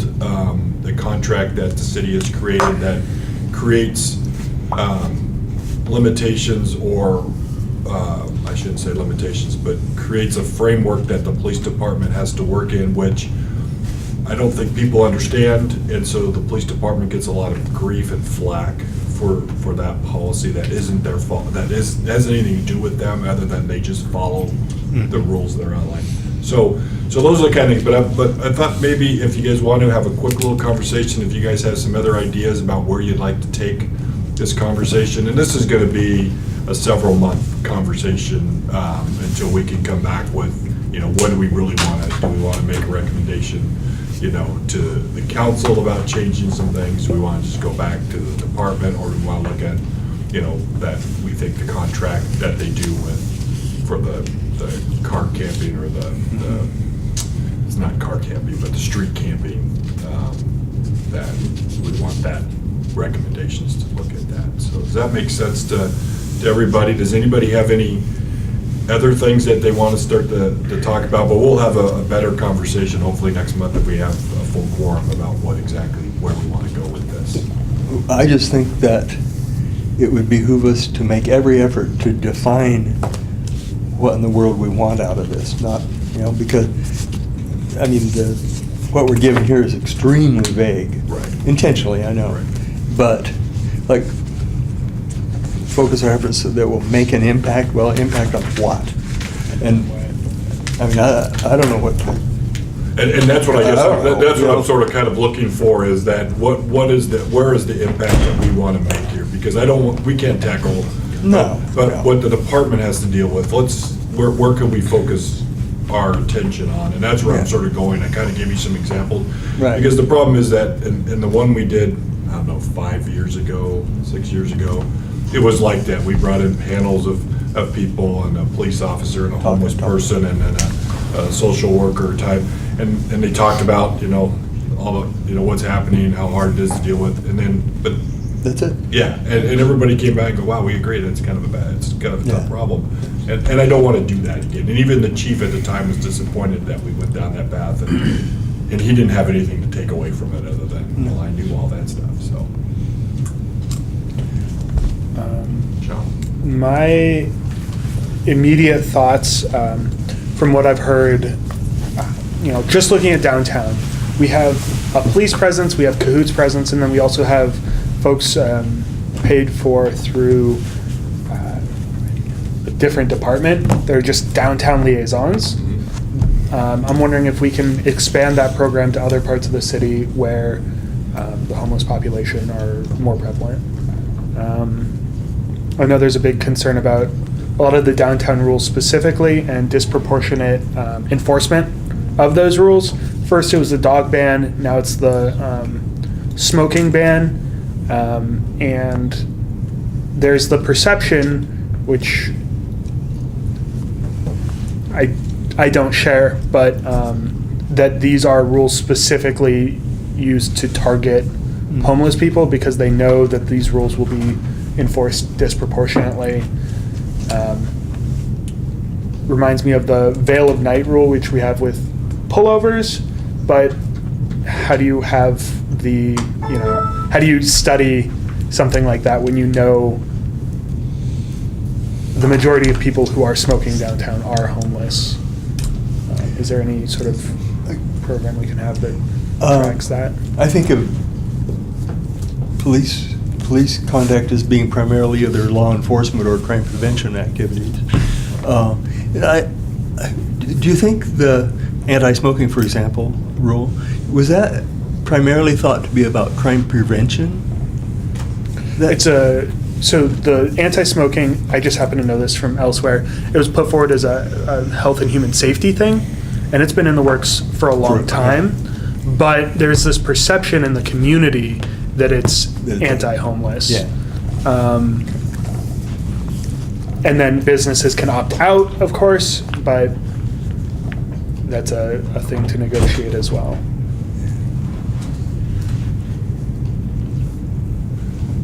Any other comments for tonight?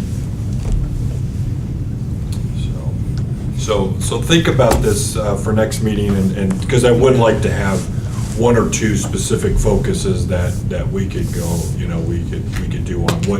What I'll also do is I'll have Jeremy send out in one of our next weekly mailings is the contract that we have for the for the street camping with St. Vinny's, so that you could see what that has and what the limitations are, and who does the first calls that go out to that, so. Sure. So is the ask to put forward to city council request to do ABC, like you want a list of things we're asking city council to? It could be. An action item list or a? It could be that if we want to focus on that, a particular thing that may have to go back to the city council, that we could then, our end product is a letter to city council saying, these are recommendations that we think should be done to make that, and again, focused on how the police are dealing with this issue. And so whether that's, my best example is the camping one, because it does, it affects a lot, of people, and it's a tough one. I'm not sure if you're still administering it, but at some point you used to administer it, and it's a frustrating program that is set out, and I'm not sure it helps either side, or it helps the people making the phone call. And I think that's what I'm trying to get at is there a better way to do that, and can we figure that out here, or at least make recommendations to say, either this contract needs to be changed, or people need to know, what the, because there's an ordinance that says you can't do it. And that's the one that ultimately people call the police about and say, tell them not to do this. But they're not allowed to do anything until they follow this other. So, I'm somewhat ignorant about, like, my substantive knowledge is a little bit shallow on all the issues, right? I know some, not all, right? I feel like for me to be informed to make like recommendations, it'd be good to have some resources, and maybe Jessica can point me in some right place to kind of get educated about some of the issues, both from like EPD and maybe from there are representatives within the unhoused community, like to identify those issues and maybe prioritize the ones, so we know like where to focus the concentration, because there's no shortage of total issues, but what would be most impactful and compelling, like I feel like I'd want to personally know a little bit more, so I know like where I can kind of get more educated and be more helpful, I guess. And that's part of the process, is that I want everybody to come and go, can we get somebody to come in and talk to us about this? Yeah. And then that's what we'll do. We'll get somebody to come in and give us a presentation on this. Because that's what we had done. That's how we started the other one, is they came in, the St. Vinny's managers came in and talked about the program. So that's next month. Let's think about, what kind of information we want to have, and I'm happy to have a presentation. So I said, this is going to be a several month kind of project, so if we need to start out with the first 3 months, just having a presentation or two each time to come in. All right. So You have a queue? I have a queue. I have Silver and Sean that will. A few things. So the detail to the background checks that we were given, the information that we were given about the background checks that go into making a officer in this community gives me great, just a good feeling of the police force that we have available. But to suggest that there be other people that are not with this, that don't go through that same process, to be downtown monitoring the situations, I think that does not lead me to believe that there's going to be good contacts downtown. I don't think that as far as a suggestion of having more police presence downtown, that would be beneficial either, because obviously we were putting the department at stretching them pretty thin already. So I would like to see a real policy come forward from this, if we could, body, put forward to the police to the the council to address some of these concerns and the issues that people have concerning the bans, the presence of the cameras, which I know has been also an issue, and just the contacts that have been taking place downtown. And not from the department. Should we have a member of the housing board come and talk to us about homelessness? I don't know how much they deal with it, like specifically homelessness, but. As long as if you think it will help us to remember, we're focused on police stuff. Yeah. So as long as you think that there's a connection there that they can help us with how we're. I trust your judgment, it's Okay. just an idea. Yeah, no, I will find out. Awesome. We'll talk to them. Yeah, I know a few that are on that. I just wanted to comment that there are so many issues regarding homelessness that really have nothing to do with policing. Right. And I think we ought to be careful to focus our attention. Yes, On that is a police very matters. good point, yes. And it'd be easy not to. Right. It'd be easy to get diffused Yeah. with our attention, but I don't want to do that. And that's why I'm trying to kind of get I this appreciate it. to rein it in. Appreciate through that. through the commission to kind of really focus in on what is it that we want to focus on. Because really, we're just dealing with policy issues or how the police are doing things, not how, and so, but there could be that if we're replacing police with non-sworn people, like I think is where Silver's going with this, and other people that don't have the training and we don't have the other things that you have, that could be something that we want to talk about. So I get that. Yep.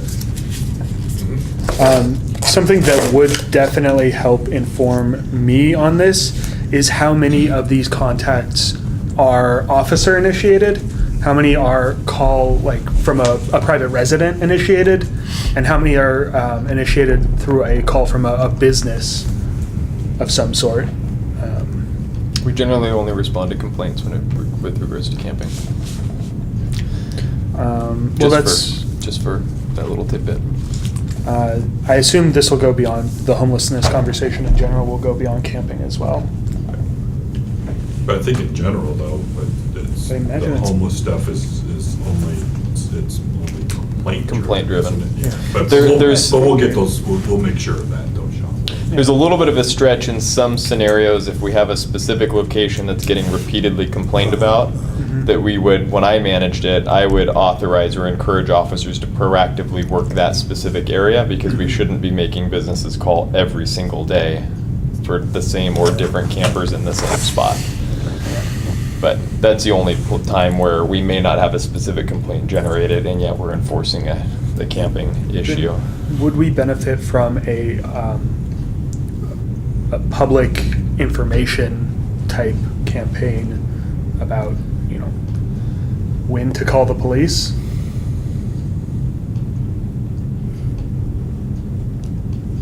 If we can't not respond to calls.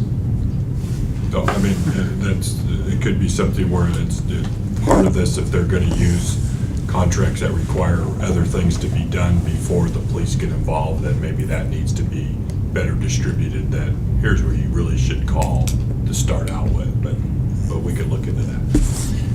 If we're gonna get the contract on the camping, and I assume this issue is not going to be limited to just camping. Other homelessness issues that impact policing. Yeah. But Jessica made a point of some handout that folks get that's confusing and not fully explanatory. Like, can we get that too? Yeah. Okay. Yeah, because we've That'd be seen good. that before. I think they brought that in last time they came, that there's a pamphlet that he gives out when he first makes his contact. There's a little half sheet in English and Spanish with, some basic information St. and Vincent, yeah. St. contact Vincent info to the gives out- services. Yeah. St. not Vincent, ORS. St. Vincent or the officers. Okay. And then, yeah. No, we'll get that set up with the contract. Okay. Anything else for tonight? If not, we'll put this back up next week. And then hopefully, I think the chief had some things too that he wanted to kind of talk about that maybe he wants us to focus in on. So next month, hopefully, we'll be able to get that from him too to kind of do that. So, okay. We have our biennium retreat that we need to do in May. And so we've given out the Saturdays. Usually it takes about 4 to 5 hours on a Saturday to really sit down, because we have to come up with a 2-year work plan and talk about all the things and then vote on what we want to put into the work plan for the 2 years. So it usually takes a few hours to go through all of that. So take a look at these dates, and then so next week when we have a quorum, we could vote on and pick a date on Saturday. Hopefully that Saturday will work for everybody if we give enough time to do that. So, okay. And with that, we have time for a drone flight. So I know we're kind of bumping into the end here real quick. I was going to suggest, based on our timing and with it being super dark out, if we wanted to do closing comments, I can then get it out, set it up on a static with the remote working, and people can look at it and see how everything work. And then hopefully when we do our final review, we'll be able to time a flight when there's more ambient light outside and it's a little more, we just get a little bit more out of it. Okay, let's good. do that. And with the timing, we're kind of bumping into the end here, so keep from holding people late. Okay.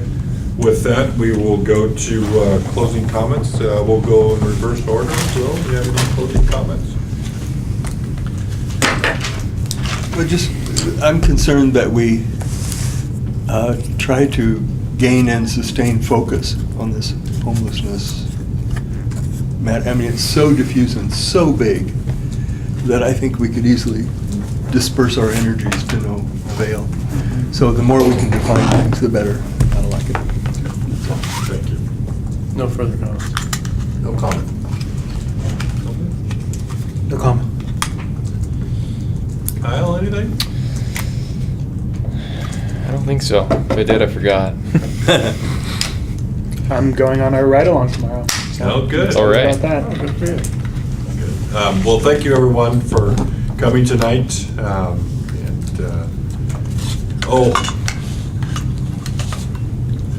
Just want to let everybody know that our next meeting, and we can't do anything about it at this point, we don't have a quorum. Okay. Our next meeting is on Valentine's Day, and I'd be happy to be all of your I'd love to Valentine. be. I'll be here. I think Scott was going to try to bring a motion to move that or cancel it, but if anybody, get a hold of me if you think this is a real problem for you and your significant other to be here, and then I'll think about if there's something else we can do and get it out this week. I am just a little bit concerned since it is scheduled to be the drone pilot recap, policy review, et cetera, of not having a quorum. Because it would be nice to have, from our interest in having the best public review. Sure. So perhaps if it continues as scheduled, that maybe we adjust the schedule around to push this to March then, in order to try to ensure that we get a full, and not just a quorum, but like as many people here so we can get as much input as we can. Isn't Valentine's Day everybody's least favorite holiday? Christmas. It all depends on your significant other. Well, I'm speaking for myself. we may not like it, but we might have a significant other that likes it. Okay. Yeah. So I tell you what I'll do is Jeremy and I will send something out this week and kind of get a poll for everybody, and maybe we could even look at switching the day if that would work. Looks like a water stove. Okay. You know those ones? With that, we will close Those the have to be meeting. done manually, and yeah. We're good to go. Thank you, everyone. Thank you. So a little